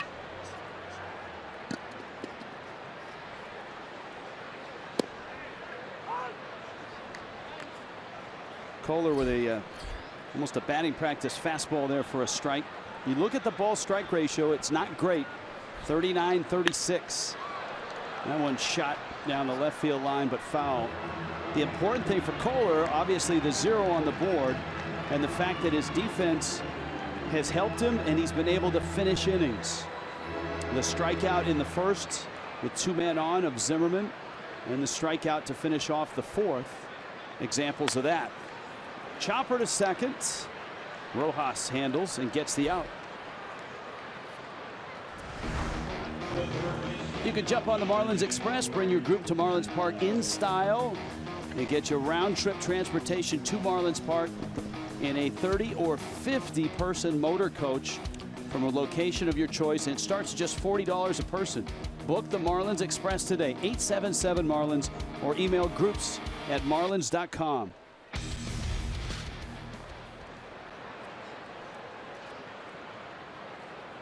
Gorgeous night here in D.C. Here's Rendon, and Kohler pours across a fastball. Rendon walked in the first, struck out in the 3rd. Rendon, a former Rice Owl. Great baseball program they have there. Lance Berkman played there. Yes, he did. And when Rendon played there, he was one of the best players in all of college baseball. He won the Dick Hauser Award. He was Baseball America's Player of the Year, and was the 6th overall pick by the Nationals. Well, I can see that swing in college. He's got such a nice setup. Hands are nice and loose. Tell you, I was so impressed when I first saw this kid play, and there's just quiet confidence about him. He's got the look of the guy who, when he comes to your ball club, he walks through the locker room and that look says, I'm playing somewhere today. You guys figure the rest out by yourself. I think for Rendon too, his biggest issue going back to last year was health, staying healthy. Knee injury, oblique injury, and played in just 80 games. When he got to the league, the scouts all raved at the length of time that the bat was in the hitting zone around the plate. It's short, it's compact. Some said it was a slump-proof swing. There's no such thing. I know that, but you know what at least it had a strong warranty on it. I mean, that's sometimes it's like when Kerry Wood and Mark Pryor were pitching. These guys' mechanics are flawless. They'll never get hurt. Well, see what happened. Here's the 2-2. I will always remember that, them talking about Mark Pryor. Let's take a look at that swing. His bat staying flat in the zone. Bat head does stay in the zone a long time. But scouts and so all these prognosticators want to say what's going to happen, who does what. Mark Pryor has the perfect mechanics. He'll never get injured. It's textbook. And he stayed on the DL. That's why I don't get caught up in that. This might be one of my favorite sights in the world, seeing Dusty Baker in the dugout. Well, you got 3 things. You got the toothpick, you got the wristbands, and you got the cleats. That is strike 3 called outside corner. Rendon doesn't like it. Kohler gets a big out. And there are 2 outs here in the 5th. Well, obviously Dusty would know an awful lot about the 2 guys And you just referenced he was the skipper in Chicago for Kerry Wood and for Mark Pryor. It looks like Dusty has the wristbands which have his photo on them. Yes, he's got his own wristbands. Had them for years. Yeah, it's a charity. That photo of the player on the wristbands, that is a charity deal.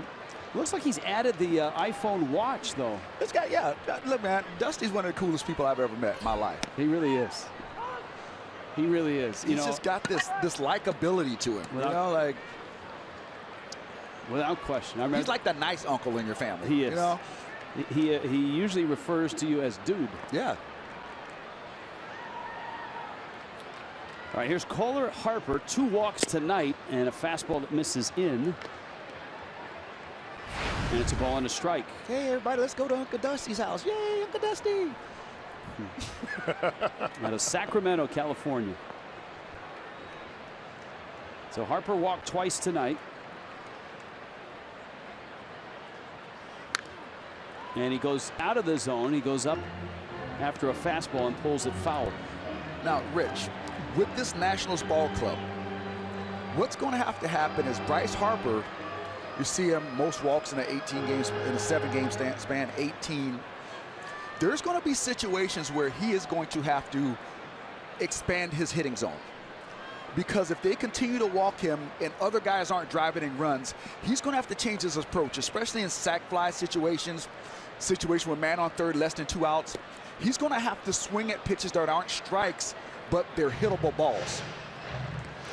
Much like a number 8 hitter in a National League lineup. Right.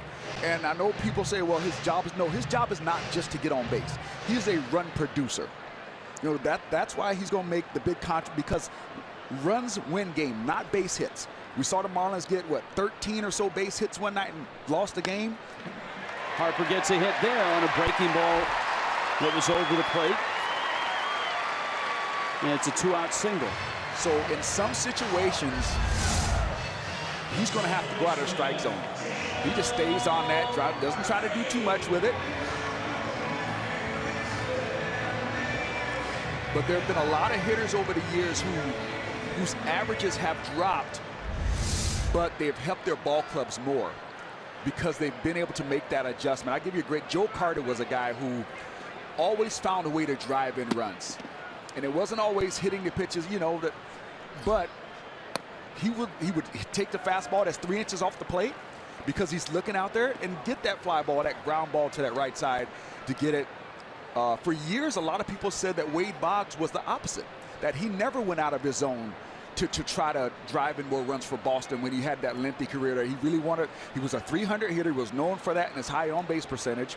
But Wade Boggs had tremendous power, but he never used it. That one fouled back to the screen. Well, Daniel Murphy would love to do something big here. His errors, the centerpiece of Miami's rally in the top of the 5th. And he's done an awful lot offensively for the Nationals already. 5 homers. He's driven in 22. 13 doubles. He's got Harper at first. And Real Muto picks a breaking ball. He counts 2-1. Tom Kohler tonight has walked 5 and struck out 4. Now, 2 of the walks are to Harper, 1 to Rendon.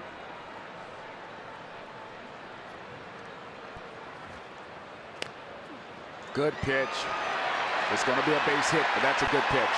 Murphy has a 50-foot single. You're being generous, Rich. That's about 37.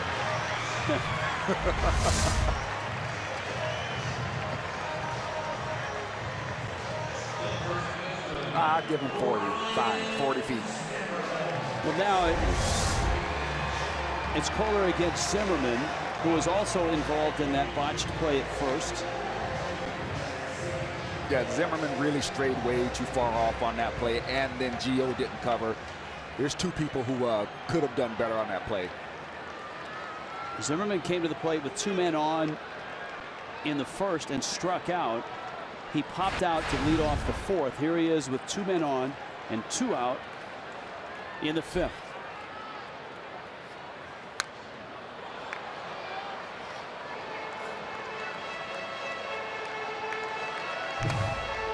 Coors Banquet timeless moment. Ryan Zimmerman hits a walk-off grand slam at 1:42 a.m. at RFK Stadium. And I remember that at 1:42. The Marlins had a lead late in the ballgame, and it started to rain. I mean, absolutely rain and rain and rain and rain. And you would think that RFK was going to float away. They did not call the game, though. They waited and waited, and it finally stopped. I don't know if Frank Robinson was managing at the time or if it was Manny Acta. But they resumed the game, and Zimmerman won it with a walk-off grand slam. And the Marlins had to not only shower, get back on the bus, get back to the hotel, and at, I want to say 3 in the morning when the Marlins arrived at their hotel, the Mayflower, the doors were locked. And the team couldn't get in until someone helped them. Breaking ball, strike. It's 2-2. That's kind of how that night went. You lose on a walk-off at 1:42 in a game that you thought you'd won already. Yeah. And you know, ball players, there was a whole lot of snarky comments being said. Oh, great, really, really great. What, did we sneak up on you?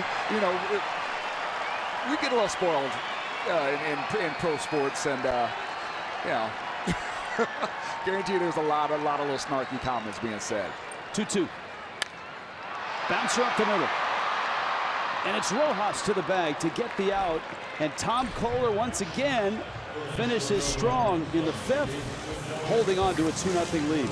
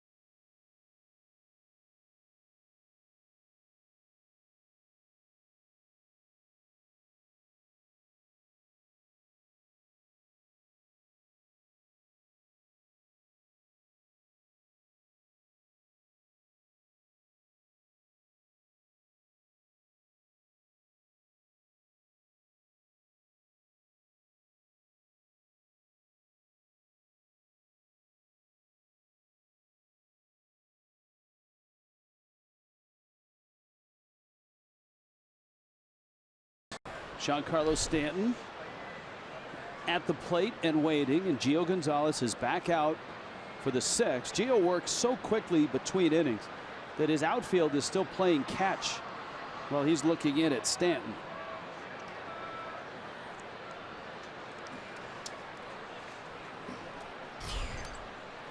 Stanton has struck out, popped out. Marlins got both their runs in the 5th. And a fastball is a strike. Stanton turns to the umpire and is arguing that call. Well, he's got a gripe. And he does. And that pitch is in. That's where you're kind of like, hey, man, I'm doing bad enough on my own. I don't need you to help me do worse.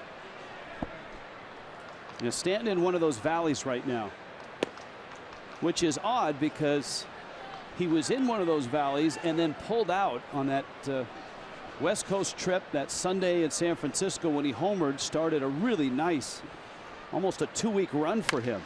Smokes one through the infield into the gap left center.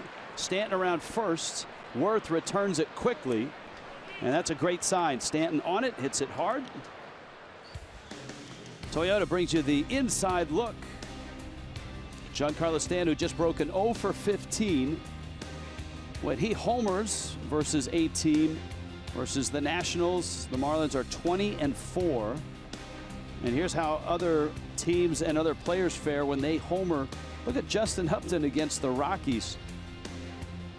Andre Ethier against Arizona. Tell you what, that ball was smashed through the shift. They'd had all three guys on that side of the infield, and he just hit it right through them.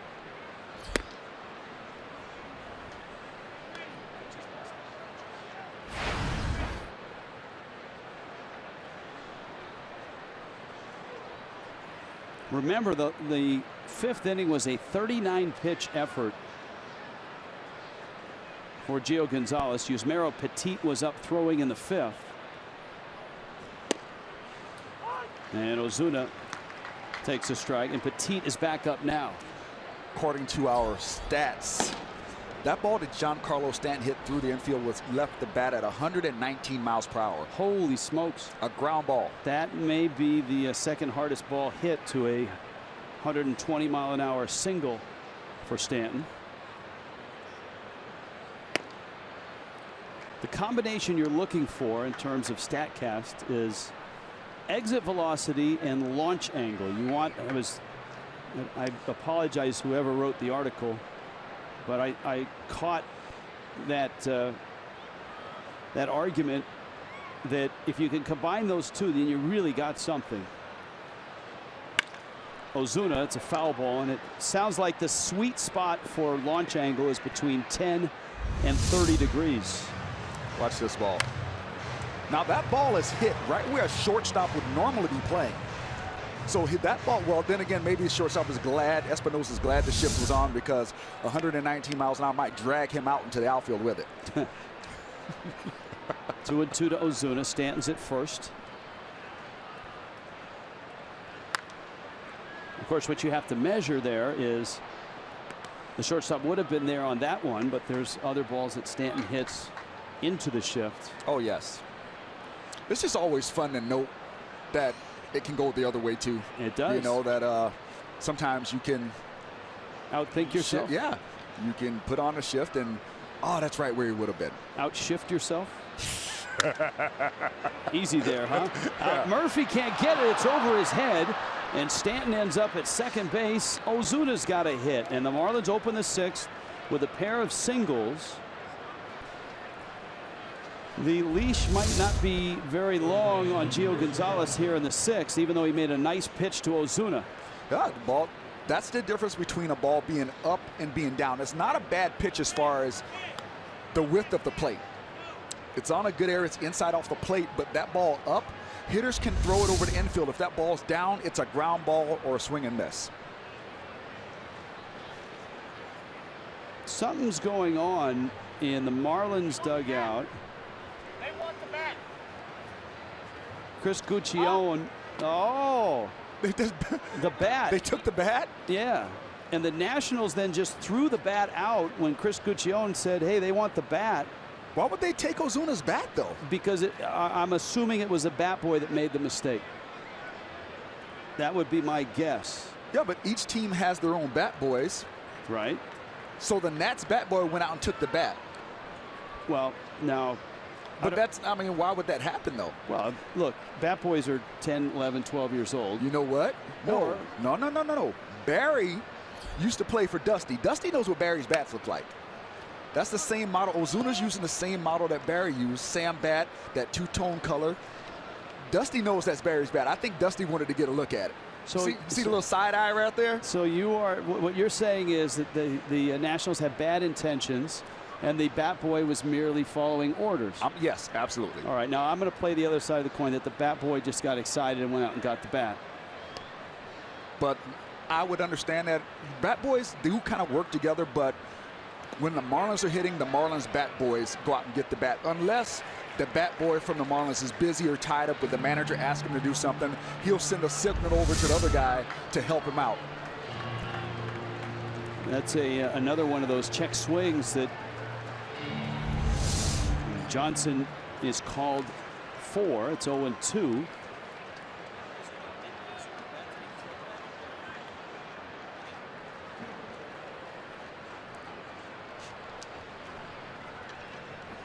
0-2 to Johnson.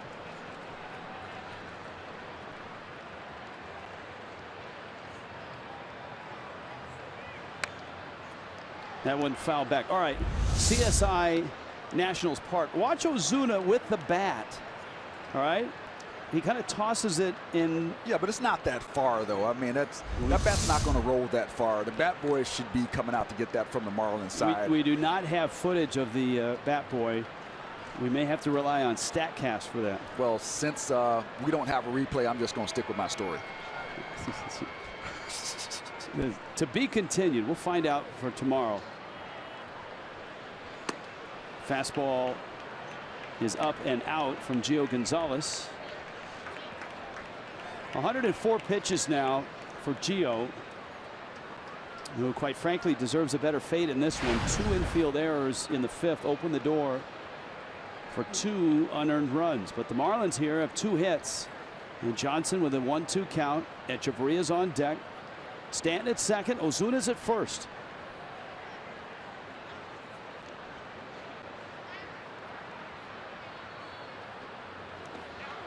Check swing. Ball in the dirt. No swing, says David Rackley, the first base umpire. Good job by Chris Johnson holding off on that one. He couldn't hold up earlier in that bat. Same pitch. Gio Gonzalez went to the well again. Johnson was able to read it and hold up.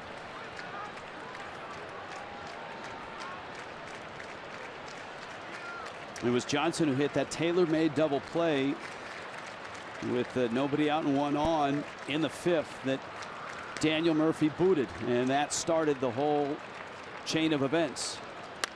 Johnson up the middle, and a diving stop there by Espinosa. That's going to save a run. Another hit for the Marlins. 3 singles to open the 6th inning. Nice to see. Aside from Stanton, the Marlins aren't really clobbering the ball this inning against Gio. And here comes Echeverria. Yeah, that ball pretty much rolled right back up the rubber, up the mound. Gio couldn't get a glove down on it. Espinosa, though, with a great job. That's a run-saving play. You don't get a stat for that. There's no, assist. There's no put out. But that play saved the run. You can see Gio Gonzalez not happy.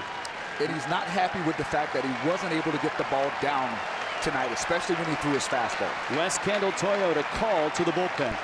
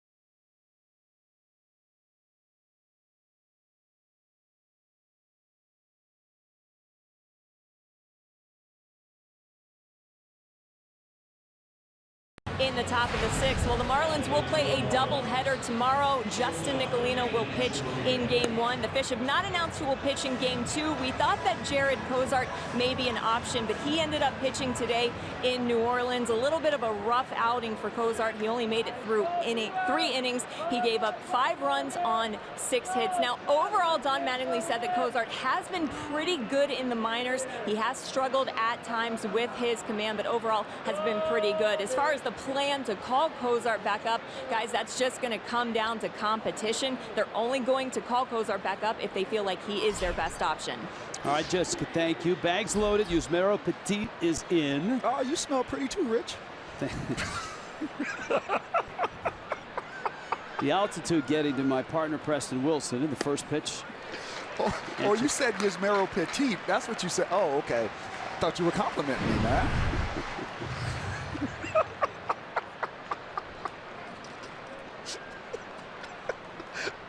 Petit has. Once again, I have silenced my partner.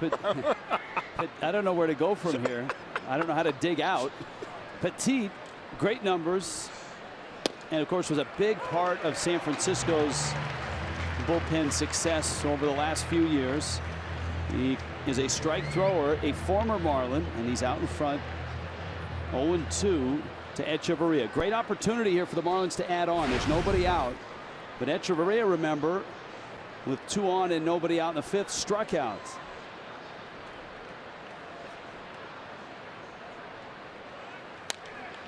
And Etch shoots that one foul. 3 consecutive singles. Stanton's was clobbered.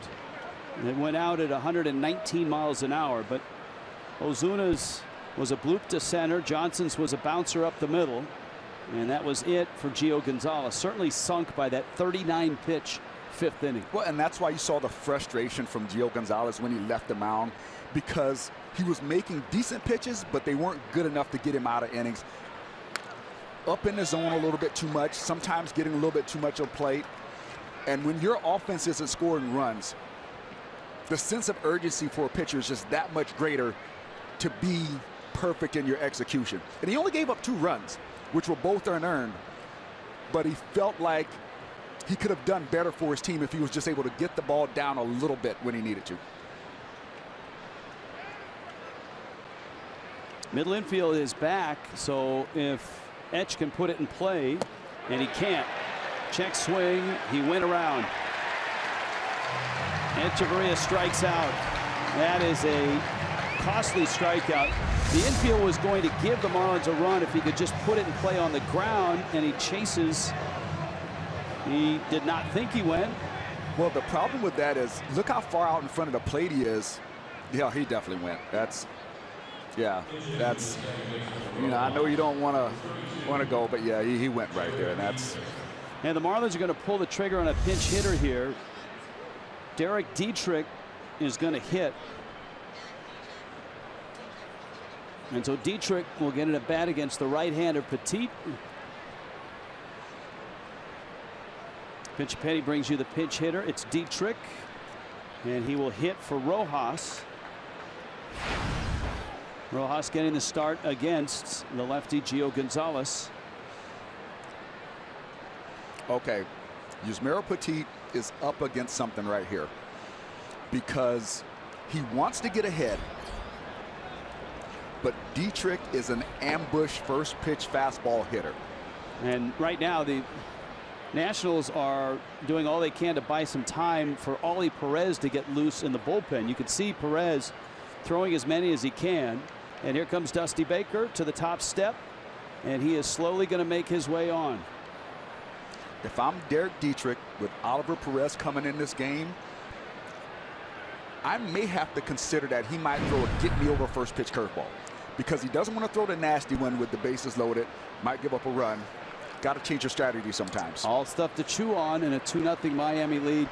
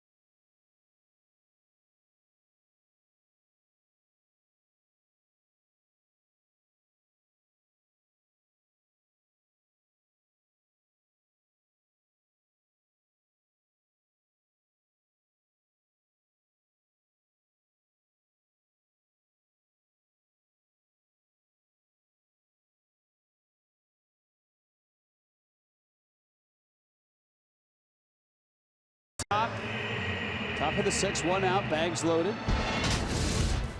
JetBlue bringing you this road trip, just getting started. Now remember, 2 games tomorrow, 1 and 7, 12:30 and 6:30 for Marlins Live. Day game on Sunday, and then in Philly for a night game, day game. And that ends what is a very fascinating 7-game road trip against the Phillies, tied for first, and the Nationals, or excuse me, the Nationals tied for first, and the Phillies right in front of the Fish. All right, Oliver Perez. And Preston, you were thinking maybe it's a get-me-over curveball to start the Dietrich at bat? Yeah, I mean, Oliver Perez has got to know that Dietrich is an ambush fastball hitter. And he tried to throw the first pitch, get me over curveball. You know, it's a pitch you feel like you can control. It's more of a pitch that when you know you got a fastball hitter, you try to trick him into, you know, giving up on that pitch. And that's the pitch you go with, and you saw it right there. Perez misses outside with a fastball. Dietrich, if he does come inside, obviously very good at getting hit by pitches. You see what he's done his last 10 games. Perez has that deceptive delivery, which he's kind of altered and refined, going from starter to very capable reliever in his career. There's the fastball for a strike. You've got to be ready to hit that pitch. You have to. And the reason is this pitcher doesn't want to fall too far behind. He almost hit him with the first breaking ball. He doesn't want to do that, so he's going to rely on a pitch that he feels like is more controllable. And you got to attack that too. And if you swing and miss it, no problem. You still got the same at bat. Dietrich up the middle, looks like 2. Espinosa gets the out. And Oliver Perez digs out of that hole. Miami still up in D.C. It's 2-0.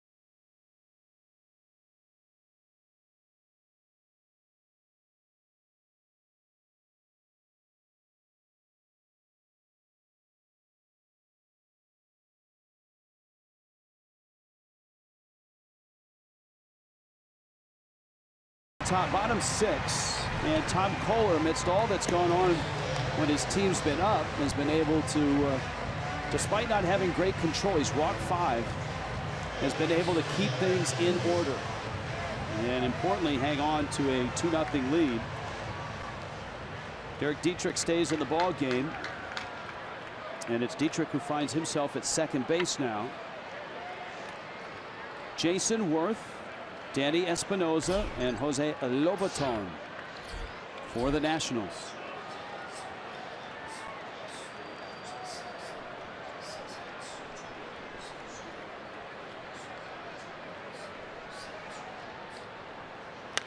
First pitch, Worth in the air, right field. And Stanton is under it and makes the catch. A little bit of interesting strategy move, putting Dietrich in at that point to pinch hit. With Rojas He'll have one of the base hits already tonight. Just an interesting move. Well, there was a question as to whether Oli Perez was ready. Dietrich did hit it hard, though he did hit it up the middle.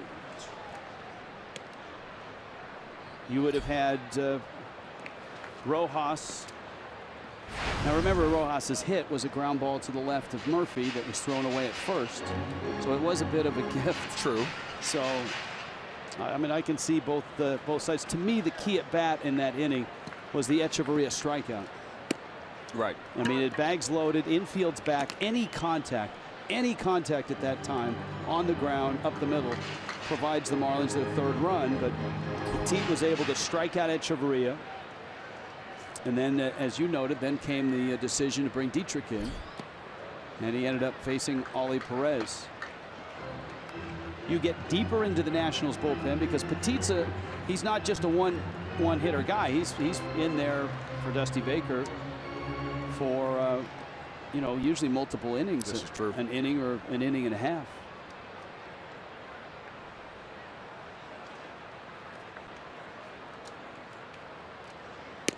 I think we saw Petit one day when we were in San Francisco come in. Their starting pitcher exited early, and he pitched, I want to say, maybe 5 innings out of the bullpen. Oh yeah. Oh, I mean, that was his specialty in San Francisco, in the postseason, in the regular season, saving the bullpen and being an emergency starter. He would start every now and then when the Giants needed a guy, and he usually pitched well. Espinosa pulls it. That's a tough play, Preston, when you've been sitting all night there with your batting helmet down the line. Yeah. That's not an easy job being one of the ball girls or ball guys down the corner down there. Some of those balls get smoked. This and this spot is a particular spot where you're right in the line of fire. Center field, Ozuna back, track, and he halts right there and makes the catch. Kohler pitching to the big part of the park, and here comes Lobaton.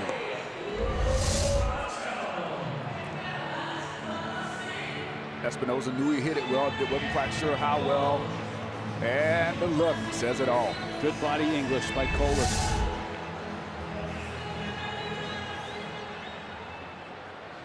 Ozuna, one of the best defensive plays of the night, starting that great relay at home. If the Marlins hold on and win this ball game, every highlight show should lead with the 2 defensive plays that the Marlins made early in the game. Lobaton sends up a flare, and it falls for a hit. Yelich has it. Big turn. And that's going to bring the pitcher spot up.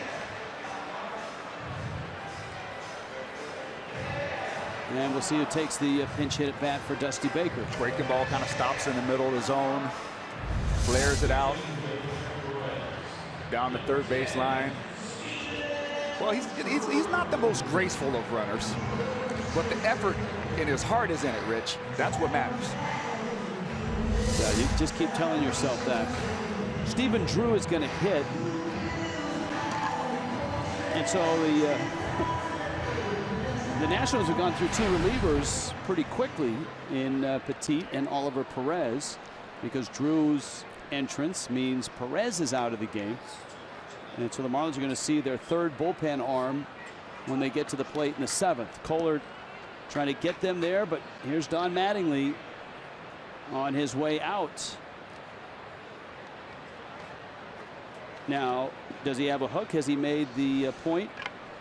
He hasn't asked for the ball yet. You saw Kohler's reaction. Now he is going to point to the pen. Well, if you look at the little graphic down in the bottom right-hand corner, see that number next to the P? Yep, that's a great point. I think that is the deciding factor in Tom Kohler walking off the field right now. 107 pitches. A West Kendall Toyota call to the bullpen.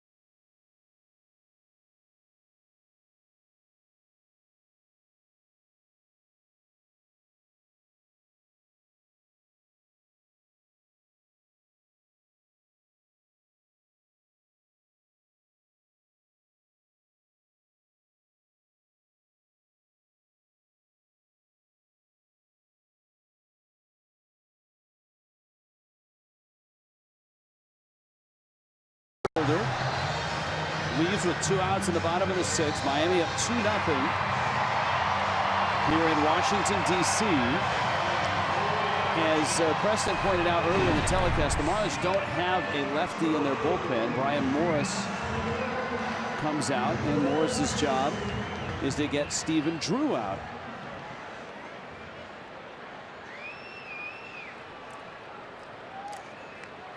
You see Morris's numbers. And so Kohler can only watch here. Drew, a lefty bat, has struggled this year. He's 0 for 8 as a pinch hitter and a 139 average overall. And a fastball, first pitch, a strike from Morris. 20th appearance. Ties him with Hector Neris of the Phillies. Genmar Gomez has been worked a lot for the Phils as well.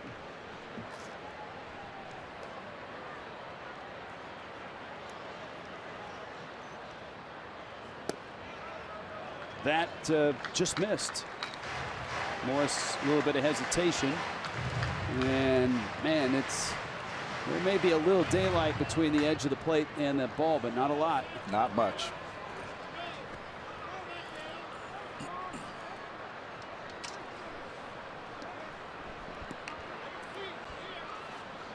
Drew, a career that many thought would hold a little more meat to it than he's had. Pitch misses outside. Last year hit just .201 with the Yankees after hitting a combined .160 the year before with the Red Sox and the Yankees. He did have 17 home runs last year.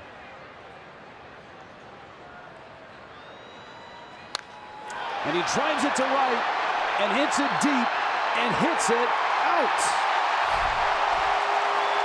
And just like that, the lead is gone.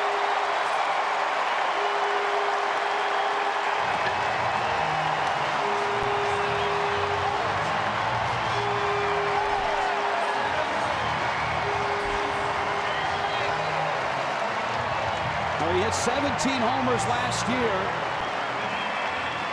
and this one was an absolute no-doubter. Yeah, when you miss your location by that much, bad things happen, and something awful just happened. Got to feel terrible for Tom Kohler. 2 consecutive outings where he's just pitched great, and he's got nothing to show for it.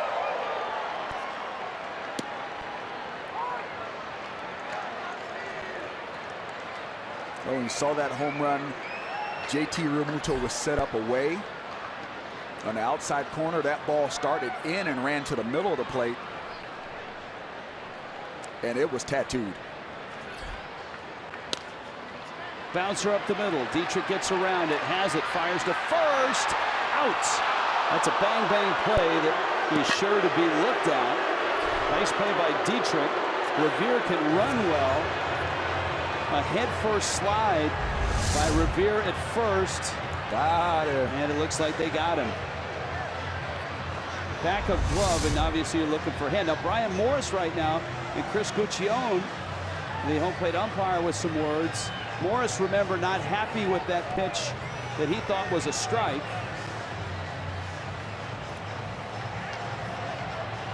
We looked at it on Fox Tracks. This was after the home run.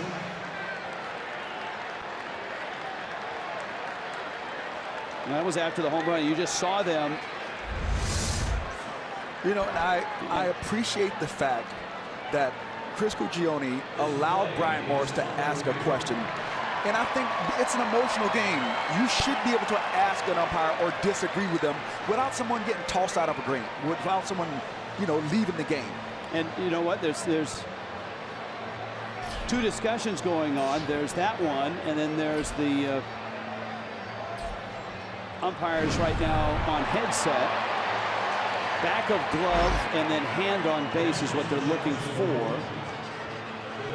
That's such a scary play for me because all of your weight is coming down on your shoulder, and if you're sliding and you just glance across the back of the bag, that's one thing, but you see how he went onto the top of the bag, the very front of the bag? That's asking for an injury to happen. Confirmed on the field, he's out, but the Nationals are back in. It's 2-2.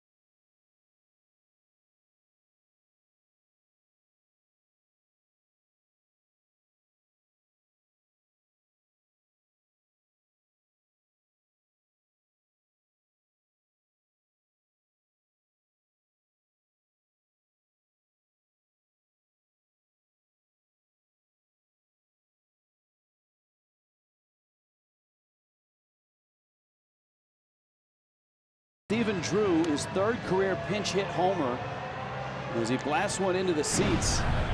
Blake Treinen takes over for the Nationals now.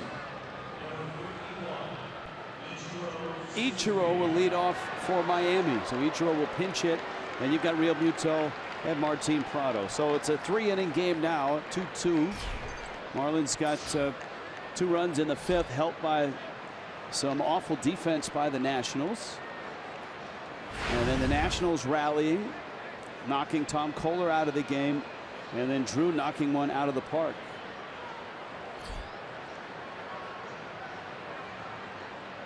Ichiro takes a breaking ball outside.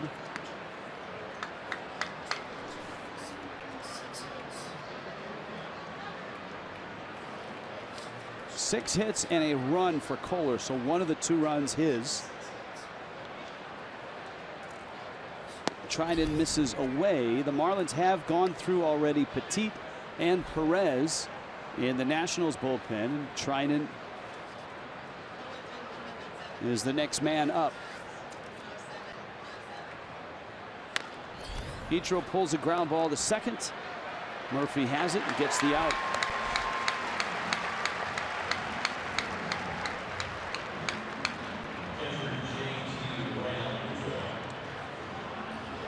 And it's Real Muto and then Prado coming up. Treinen, who's got that hard sinker,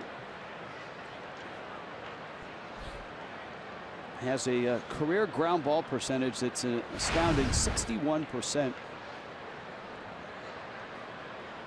But his ERA is in the 4s here early in 2016. Breaking ball misses. Real Muto has popped out, bounced out, infield hit. Gio Gonzalez went 5 innings, 2 unearned runs, and certainly deserved a better fate.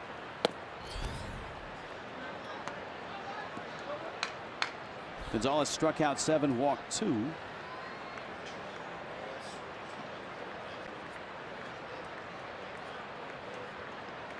Obviously, the Marlins will be going back to their bullpen as Ichiro pinch hit for Brian Morris in that 9 spot.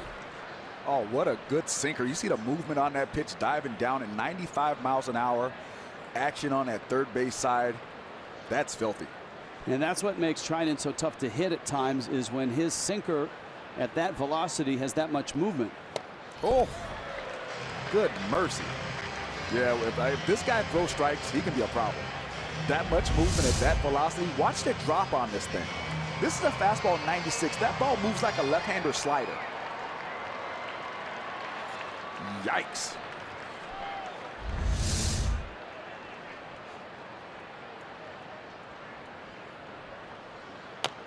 Breaking ball, high chopper off the plate, and it lands in foul territory.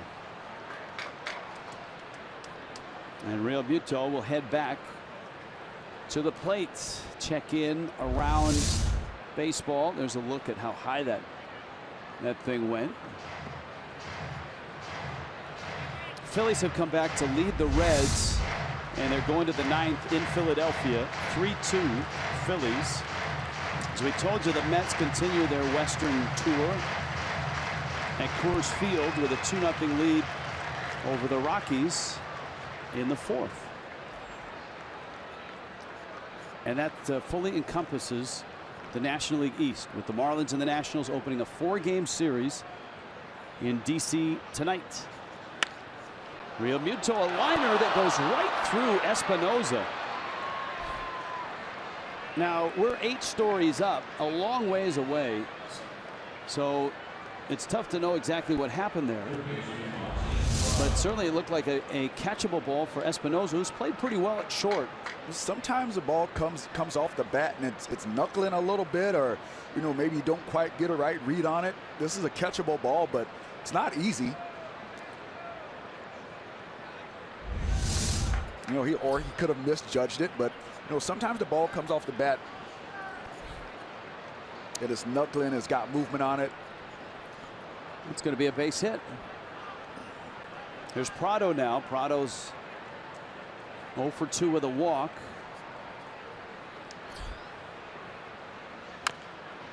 Pulls it, third base side. Prado hustling up with the ball. Rendon, and the throw is in time. Prado is kicking himself right now. I think he was a little surprised that the ball was fair, and he got a late start out of the box.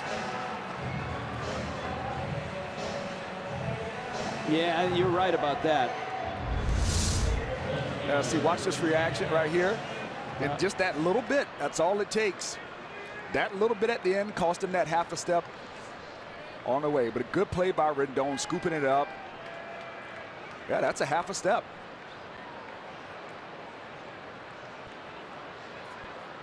Sometimes when you get that pitch up and in and you swing off that back foot, it's hard to get that start.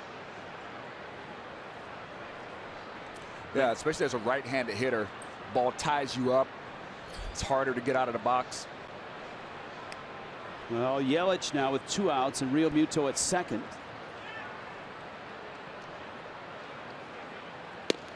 It's a breaking ball. If he decides to pitch to Yelich right here, that could be a problem. Yelich could get him.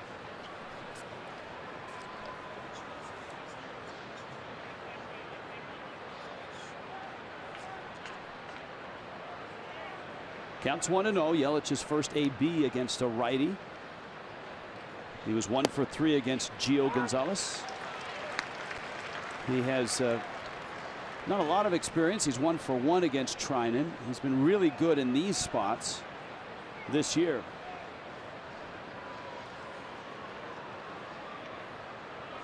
Three of his 4 homers have come 7th inning and later.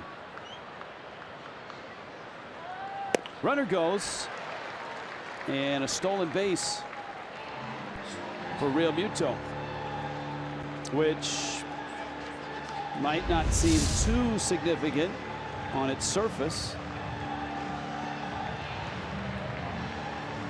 But now a breaking ball in the dirt, if it gets away, could be a run. We saw it happen with Villar from Milwaukee. Stole a base. Next pitch, wild pitch. Scored a run. Breaking ball, and he got him. Yelich strikes out. Miami leaves a runner 90 feet away. 7th inning stretch in D.C. A 2-2 game here.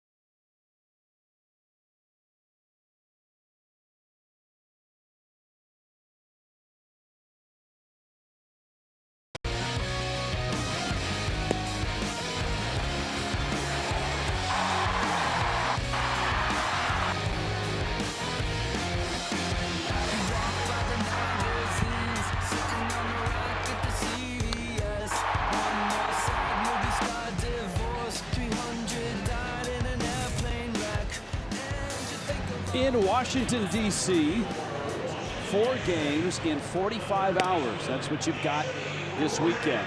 Marlins and Nationals tonight, day-night doubleheader tomorrow, day game on Sunday. And a 2-0 lead went up in smoke on one pitch.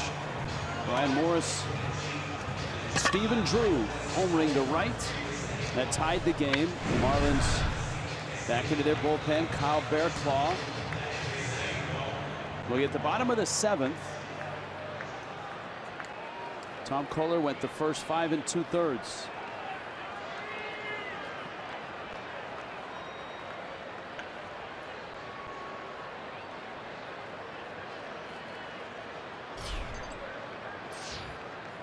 And Bearclaw has to navigate Rendon, Harper, Murphy. Fastball and a strike from the burly right-hander. Rendon has struck out twice and walked. Kohler 5 walks, 4 strikeouts.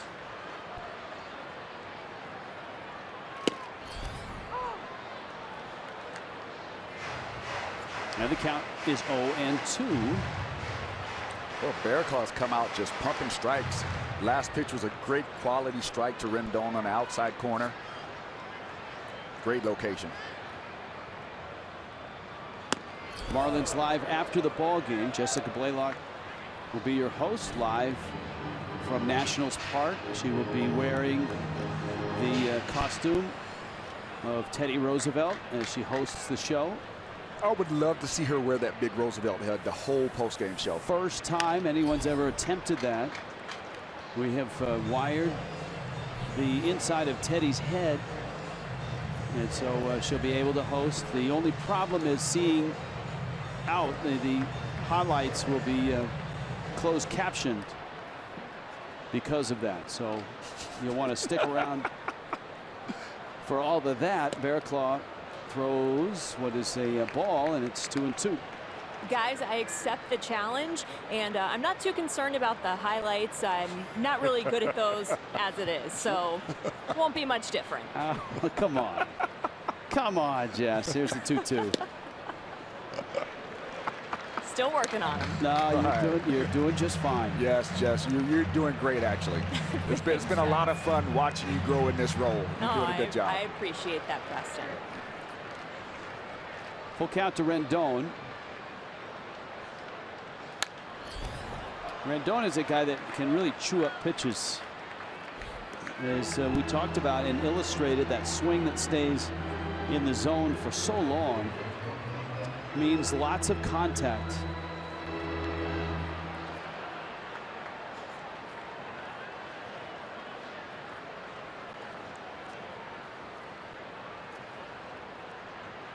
And obviously Bearclaw would like to get him with Harper up next.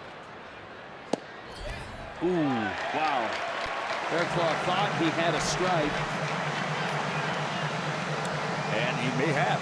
Yeah, he caught enough of the plate and enough of the knees for that to be a strike.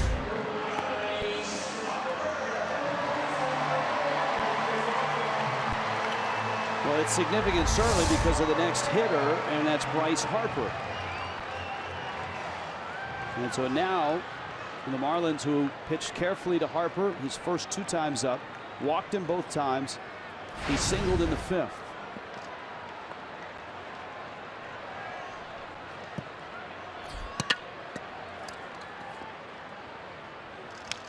And Harper, a mean rip, and he fouls it off. Yeah, and that's the ball that they tried to get. That ball leaked out over the plate, and that's right into Bryce Harper's wheelhouse.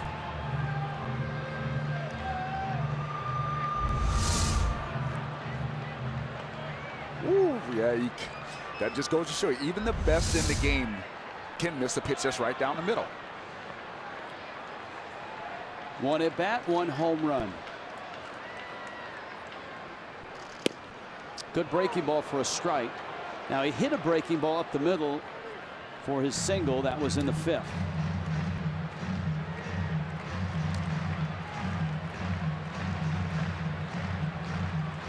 Yeah, but you try to, whatever he does, you want him to do it with nobody on.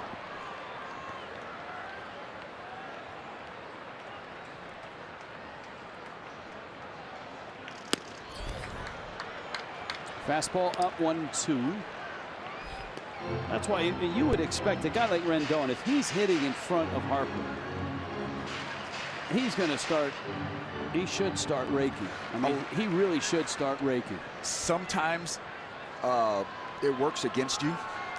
Justin Upton thought that when he was, I spoke to him about this. When he went to Detroit and they said they're going to put him in front of Cabrera, he's like, oh, I'm going to get all these fastballs. No, they still pitch him the same. So sometimes it can work in your favor, but some guys, they're going to pitch you the same no matter where you're hitting in the lineup.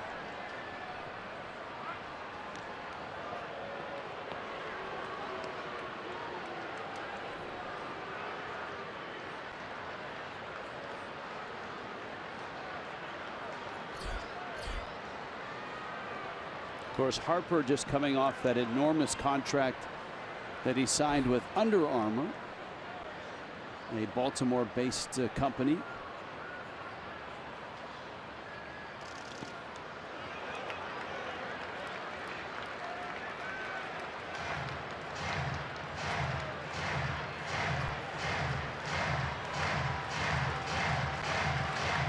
Two balls, two strikes. Nobody out. Bottom 7. Friday night crowd kicking off a 4-game weekend with a doubleheader tomorrow. Well, we got out front 0-2, and while you don't want to get beat on a 0-2 or a 1-2, heck, you don't want to get beat on a 2-2. Still, he's run the count full. Daniel Murphy's on deck.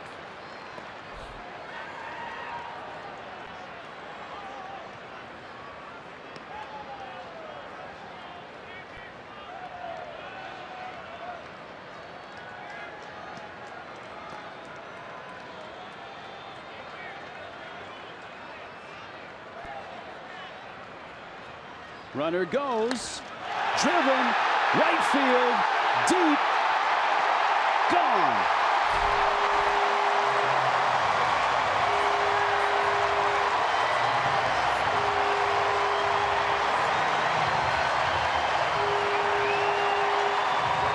And Bryce Harper makes it 4-2. That's an MVP doing MVP things. 3-2 pitch, breaking ball, stops right in the middle of the plate. Tremendous swing.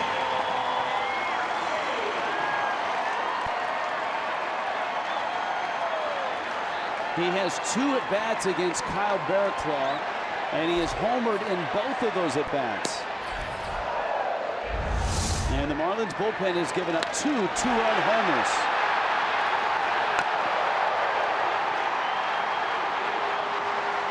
You see Barraclough's reaction. And that is why you walk Bryce Harper in close ball games. Just because first base is occupied, second base and third base are open. You do not let this guy beat you. I'm sorry, I don't know how we're in the 7th inning in a 2-2 ball game and the MVP, reigning MVP of the league, beats you with a 2-run homer. Just put him on. You saw the Cubs did it, and the Washington Nationals played a great series against the Cubs. They pitched well, they got hits, but the difference in that series, which they lost, I believe it was a 4-game series to the Cubs, they did not pitch to Bryce Harper. Well, the start of that is walking the man in front of him, and that's Anthony Rendon. I agree. Murphy with the count 2-2. And look, Barraclough to Rendon made a pitch that was on the corner and at the knees and was not called for the 3rd strike. But still, Bryce Harper's homer is his 11th.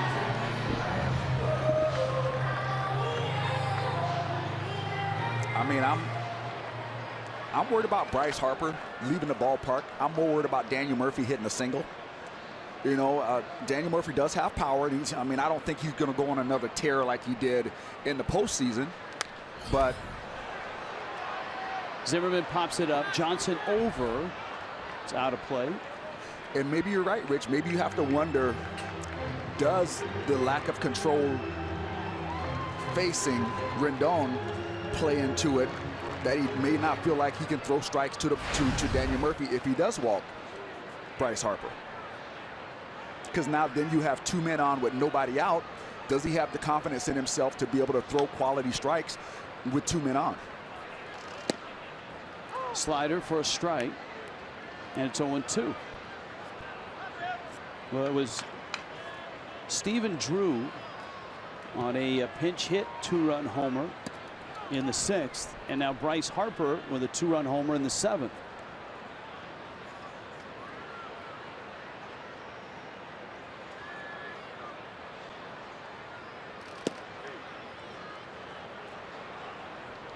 And Bearclaw comes back and gets the next 2 hitters, Murphy and Zimmerman. Tell you what I don't like about both the home runs, though. They're both to the short side of the field for those hitters. Relievers understand in tight ball games, if you're going to get beat with a long ball, you get beat the other way or to the big part of the field. And both of those home runs were to the short side. I mean, Stephen Drew, I don't know if Stephen Drew can consistently drive the ball out of the ballpark the other way. Bryce Harper, yeah, he has that type of power, but it's harder for him to hit the ball out of the ballpark the other way.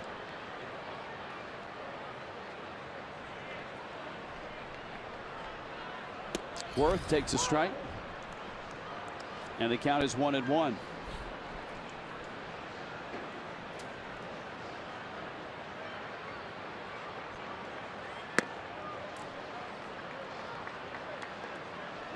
This situation, now that 6th inning that the Marlins had, when they had the bases loaded and nobody out, and got nothing to show for it, looms very large right now.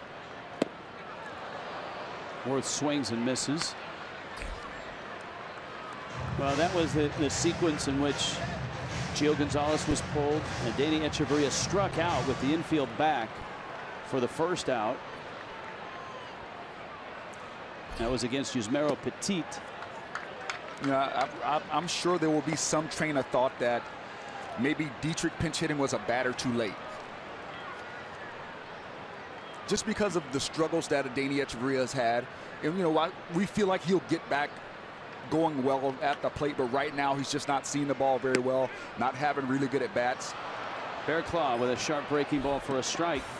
Inning over, but the lead is gone, and it's 4-2. Bryce Harper, a 2-run shot.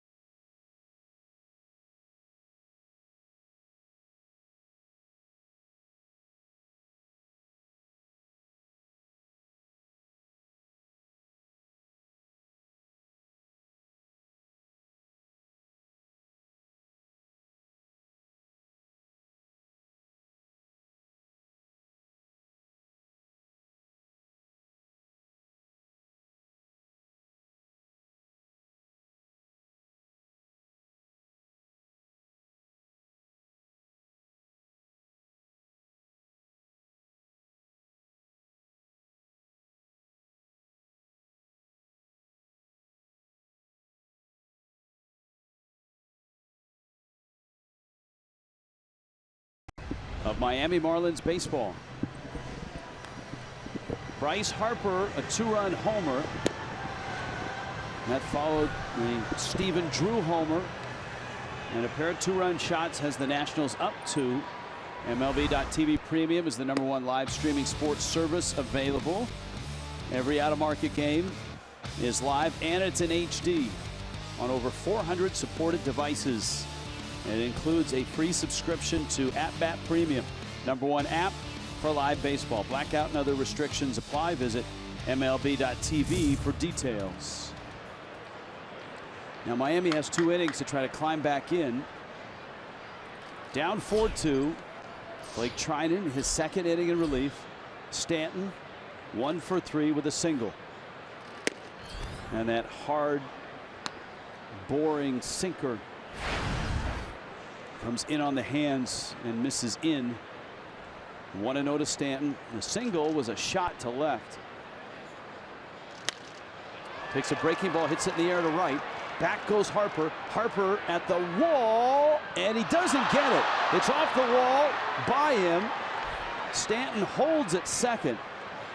Bryce Harper was in a spot where he probably wasn't sure whether to jump or stay on his feet. He stayed somewhat on his feet, and the ball landed just beyond his glove.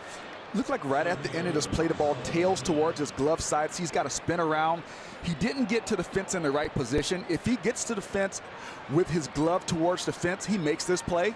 But he got to the fence and he was turning the other way. Now he's got to spin around and try to leap at the same time. It's not an easy play. It was above his glove. But if he can get back there to the fence, then he can leap and get it. Just too much to try to accomplish the way that play went down. So a good start for Miami in the 8th. It's a double for Stanton, and here's Ozuna, who's 1 for 2. Has extended his hit streak to 12 games. He's also walked and scored. I think lost in all of that, though, is a double off the wall that Giancarlo Stanton didn't really hit that well. You're right. I mean, off the bat, you saw Stanton's reaction off the bat. He thought, of course, sometimes he doesn't know his own strength. He thought that that was a somewhat routine fly ball out. And Ozuna takes in action in the Nationals bullpen.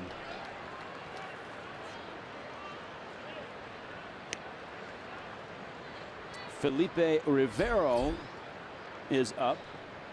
The Nationals have 3 lefties in their pen. The Marlins do not have a lefty in their bullpen right now. Ozuna, soft grounder. Stan's going to take the bag. And the throw to first is in time from Espinosa. Well, at the very least, the Marlins want to get this run in and cut the lead in half. And here is Johnson.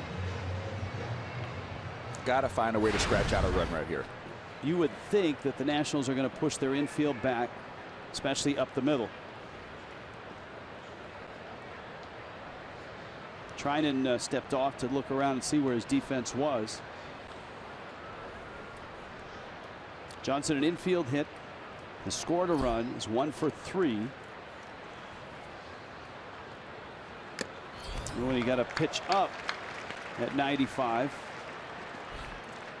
All right, now Johnson's job right here is stay off the sinker in. Why? Because that's the easiest pitch to hit to the last guy you want to hit it to. You don't want to hit the ball to a third baseman right here. Even though he's playing a little bit back, you want to stay off that sinker in, hit the ball somewhere in the middle of the field. Pitch out. Ball and a strike.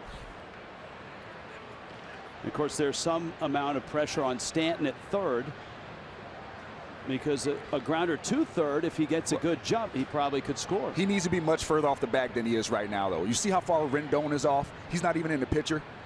He should not be standing that close to the base. And he's going to score on the grounder to third. The secondary lead for Stanton, and it's 4-3. The Nationals absolutely just conceded that run. That was their game plan right there. But Giancarlo Stanton has to be further off the base than that, with Rendon that far off the bag. You get almost as much away from the bag as the third baseman is from the bag. And that's going to make it so much easier for you to score. And on those hard hit one hoppers, that's where that play is made. Because even though they're not intending to go home, if it's smashed to that infielder, they might change their mind if they see you not that far down the line. Now Echeverria, and he pulls one foul. Did he save himself, though, with a good secondary, with good movement? Not enough, no. Because he should be pretty far down there. If the third baseman's that far back, he's not going to start running up to come to the bag like a pickoff for a first baseman. He's going to stay back there. Echeverria bounces it to third. Rendon kicks it, picks it, throws it, and gets it by less than a step. But Miami gets a run back. Still a run short to the bottom of the 8th in D.C. 4-3.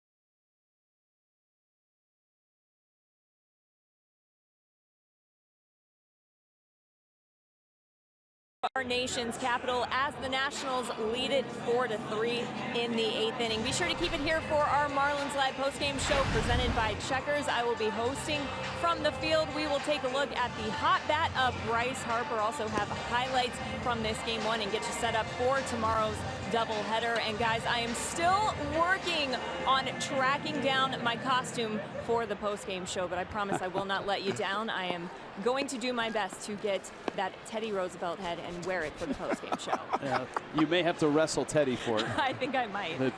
The presidents generally, especially if the Nationals win, hang around to high-five fans as they leave. Dustin McGowan now for Miami, as McGowan becomes reliever number 3, takes over for Kyle Bearclaw, and McGowan gets the 8th.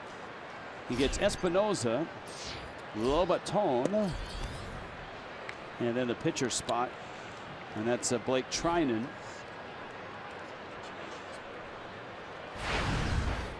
Espinoza is 0 for 3.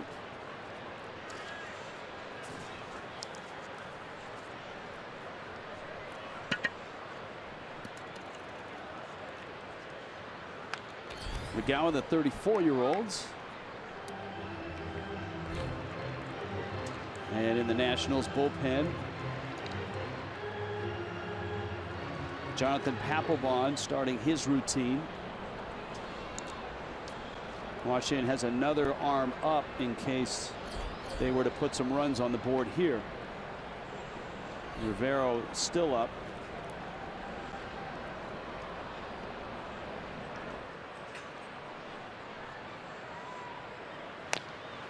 And Espinoza pulls it foul. 3 runs, 8 hits for Miami, 4 on 8 for the Nationals.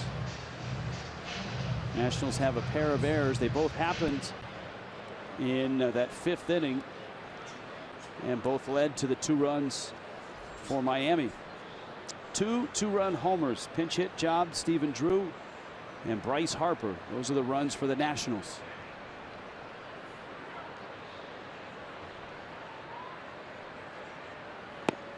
And a good sharp breaking ball from McGowan, who's overcome so much and injuries and medical setbacks to get himself here and back to the big leagues.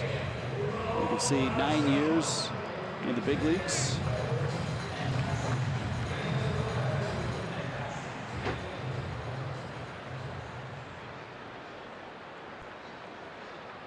McGowan missed 3 seasons, complete seasons, 09, 2010, and 2013. A Philly last year after a long run with the Blue Jays organization.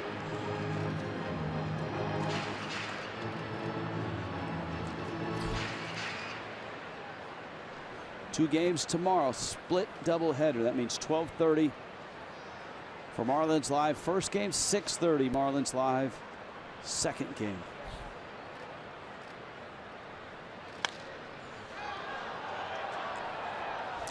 Rich, Jose Lobaton has a run scored in this game. He has 2 walks. He has a base hit. And he came into this game hitting under 180. 176. Those are batters that the Marlins pitchers have to capitalize on. Throwing strikes to making them swing the bat. Can't walk this guy twice.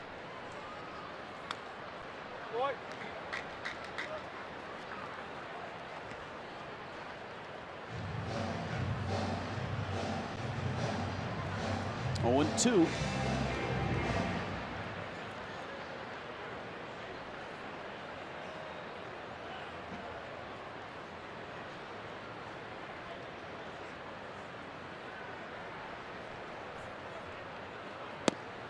Breaking ball, and McGowan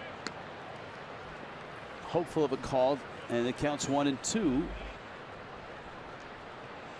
When you have that the over-the-top breaking ball, you know, sometimes the catcher receives it really low, but it's close to the bottom of the strike zone when it crosses the front of the plate.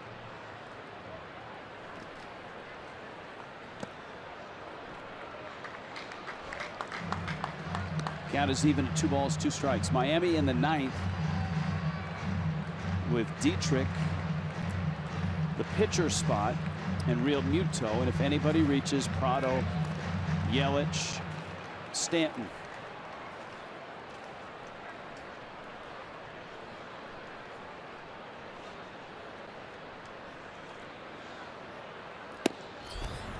Good fastball. McGowan looks sharp tonight.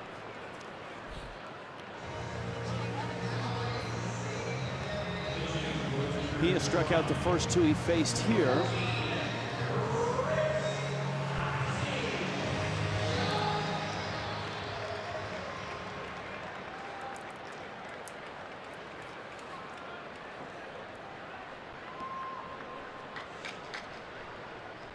Chris Heisey is going to hit.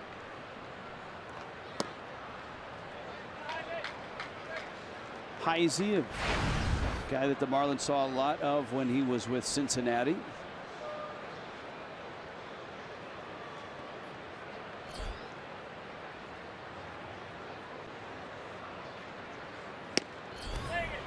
And a all or nothing swing there. Since 2010, he leads all active pinch hitters with 13 home runs. He's coming off the bench to do damage.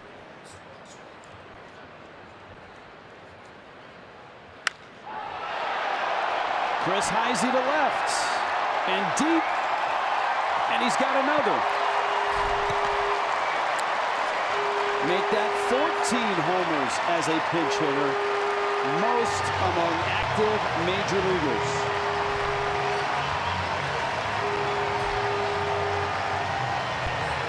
And the Marlins bullpen has been touched for 3 home runs in the last 3 innings.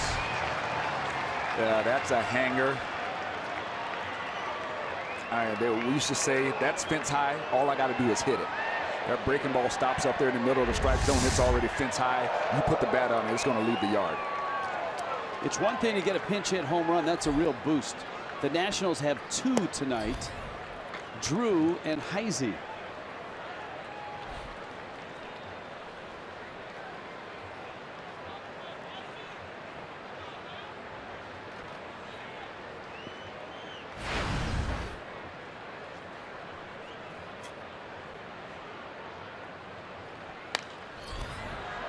On the ground to Dietrich, and Miami is a couple runs shy going into the 9th.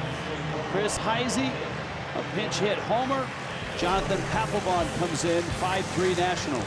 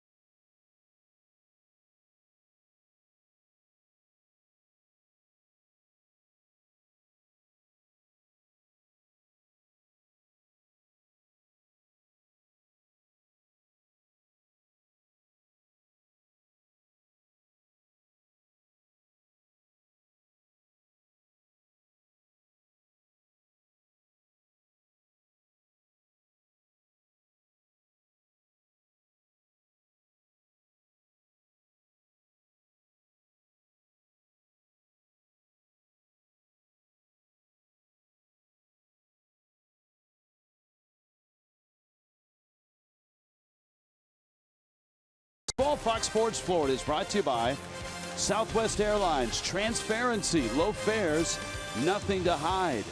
By the all-new 2017 Chrysler Pacifica. And by your South Florida Honda dealers.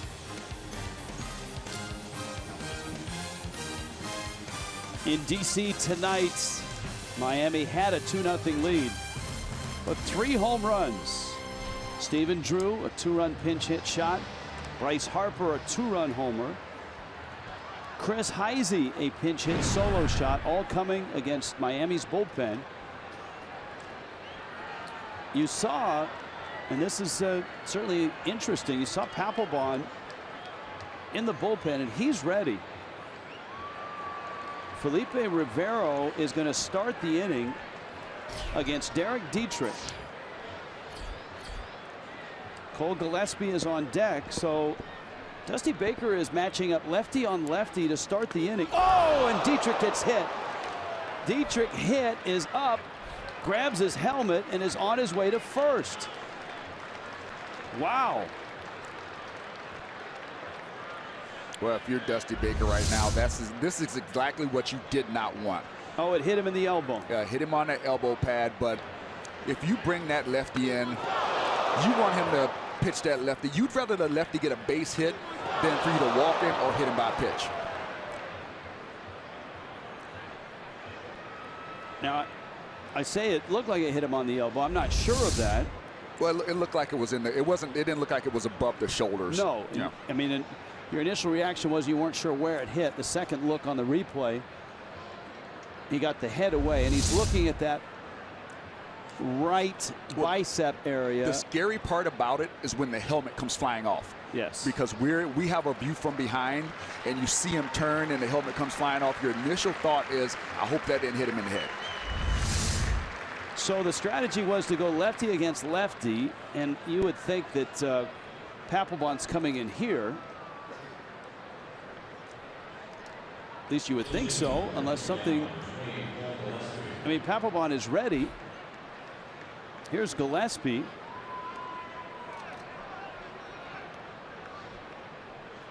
And you've got Gillespie. You got Real Muto. You got Prado. And then you've got Yelich.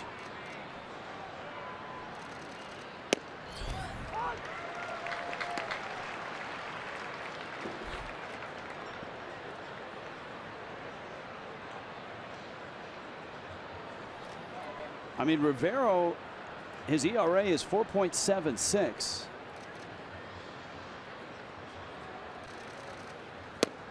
And Papelbon has had plenty of rest, and he's down in the pen. You can see pitches thrown. The count's 0-2 to Gillespie. Dietrich's at first. Miami's down 2 with nobody out in the 9th. Rivero. And he got him. Changeup. That's a big strikeout. Felipe Rivero. Good changeup. That ball was never a strike. It started as a ball, never made it onto the plate. And so here comes Dusty Baker now.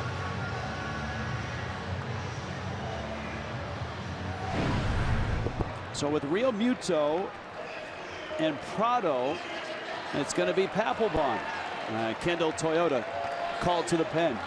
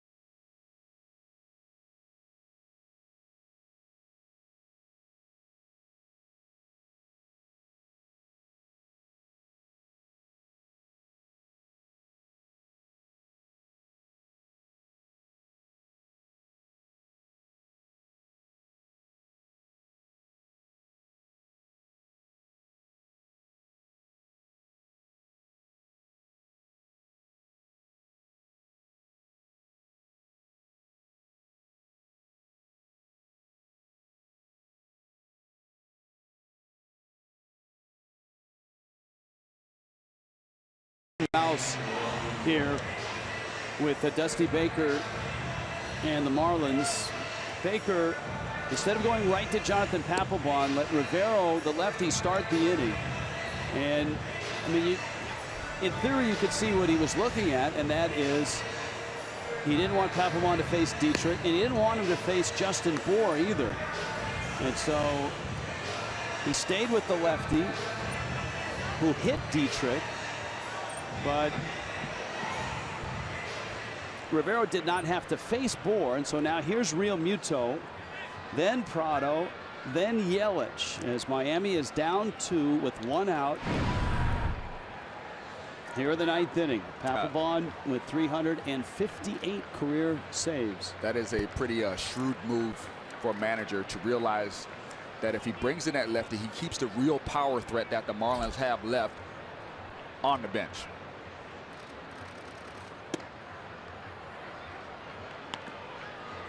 However, you bring Papelbon into a situation he's normally used to coming in clean. I know it's many people feel a closer should be able to come in at any time, and he arrives here to face Real Muto. Dietrich's at first, and a strike. 6-time All-Star.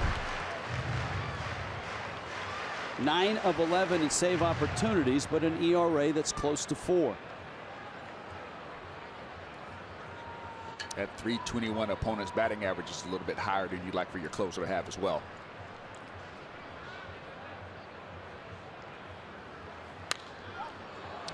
Ooh, JT missed a pitch to hit right there. That's one of those pitches where that's a mistake.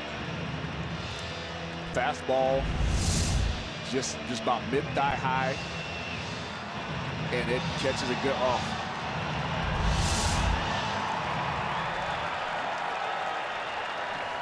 You got Prado on deck. Tying runs at the plate in the 9th.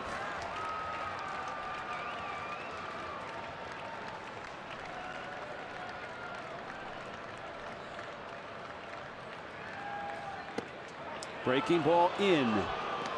2-2.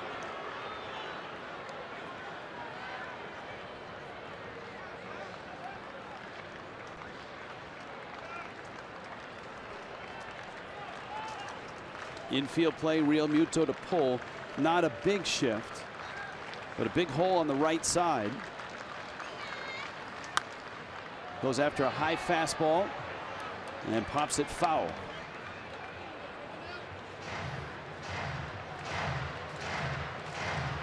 You see Real Muto even in the count at 2-2 has done some damage this year.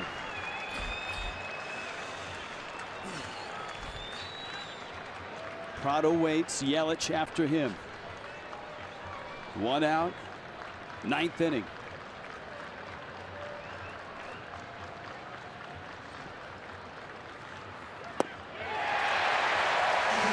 Two outs. Well, so far, aside from Dietrich getting hit, this has worked out for Dusty Baker.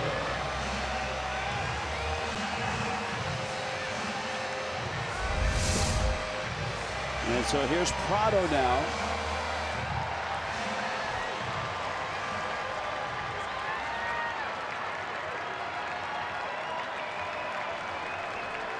Papelbon looking over at Zimmerman to see if he's going to play behind Dietrich.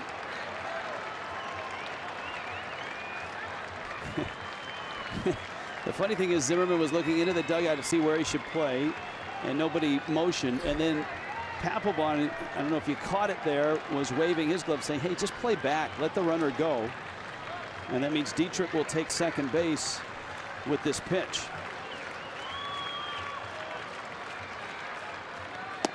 Which is a fastball for a strike to Prado. Dietrich now at second.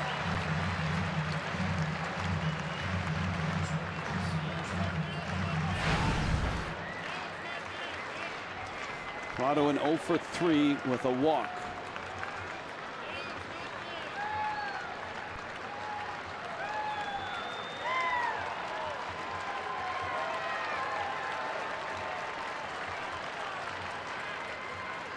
Fastball, ground ball in the hole. Espinosa loads up and got him.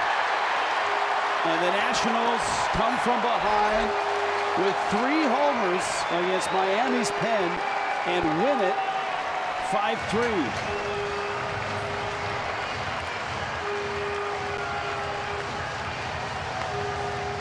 Cricket Wireless has the Nationals smiling at the end of this one.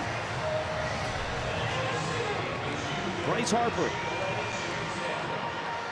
breaks a 2-2 tie with a 2-run homer. Papelbon comes out and gets an odd save, 2/3 of an inning,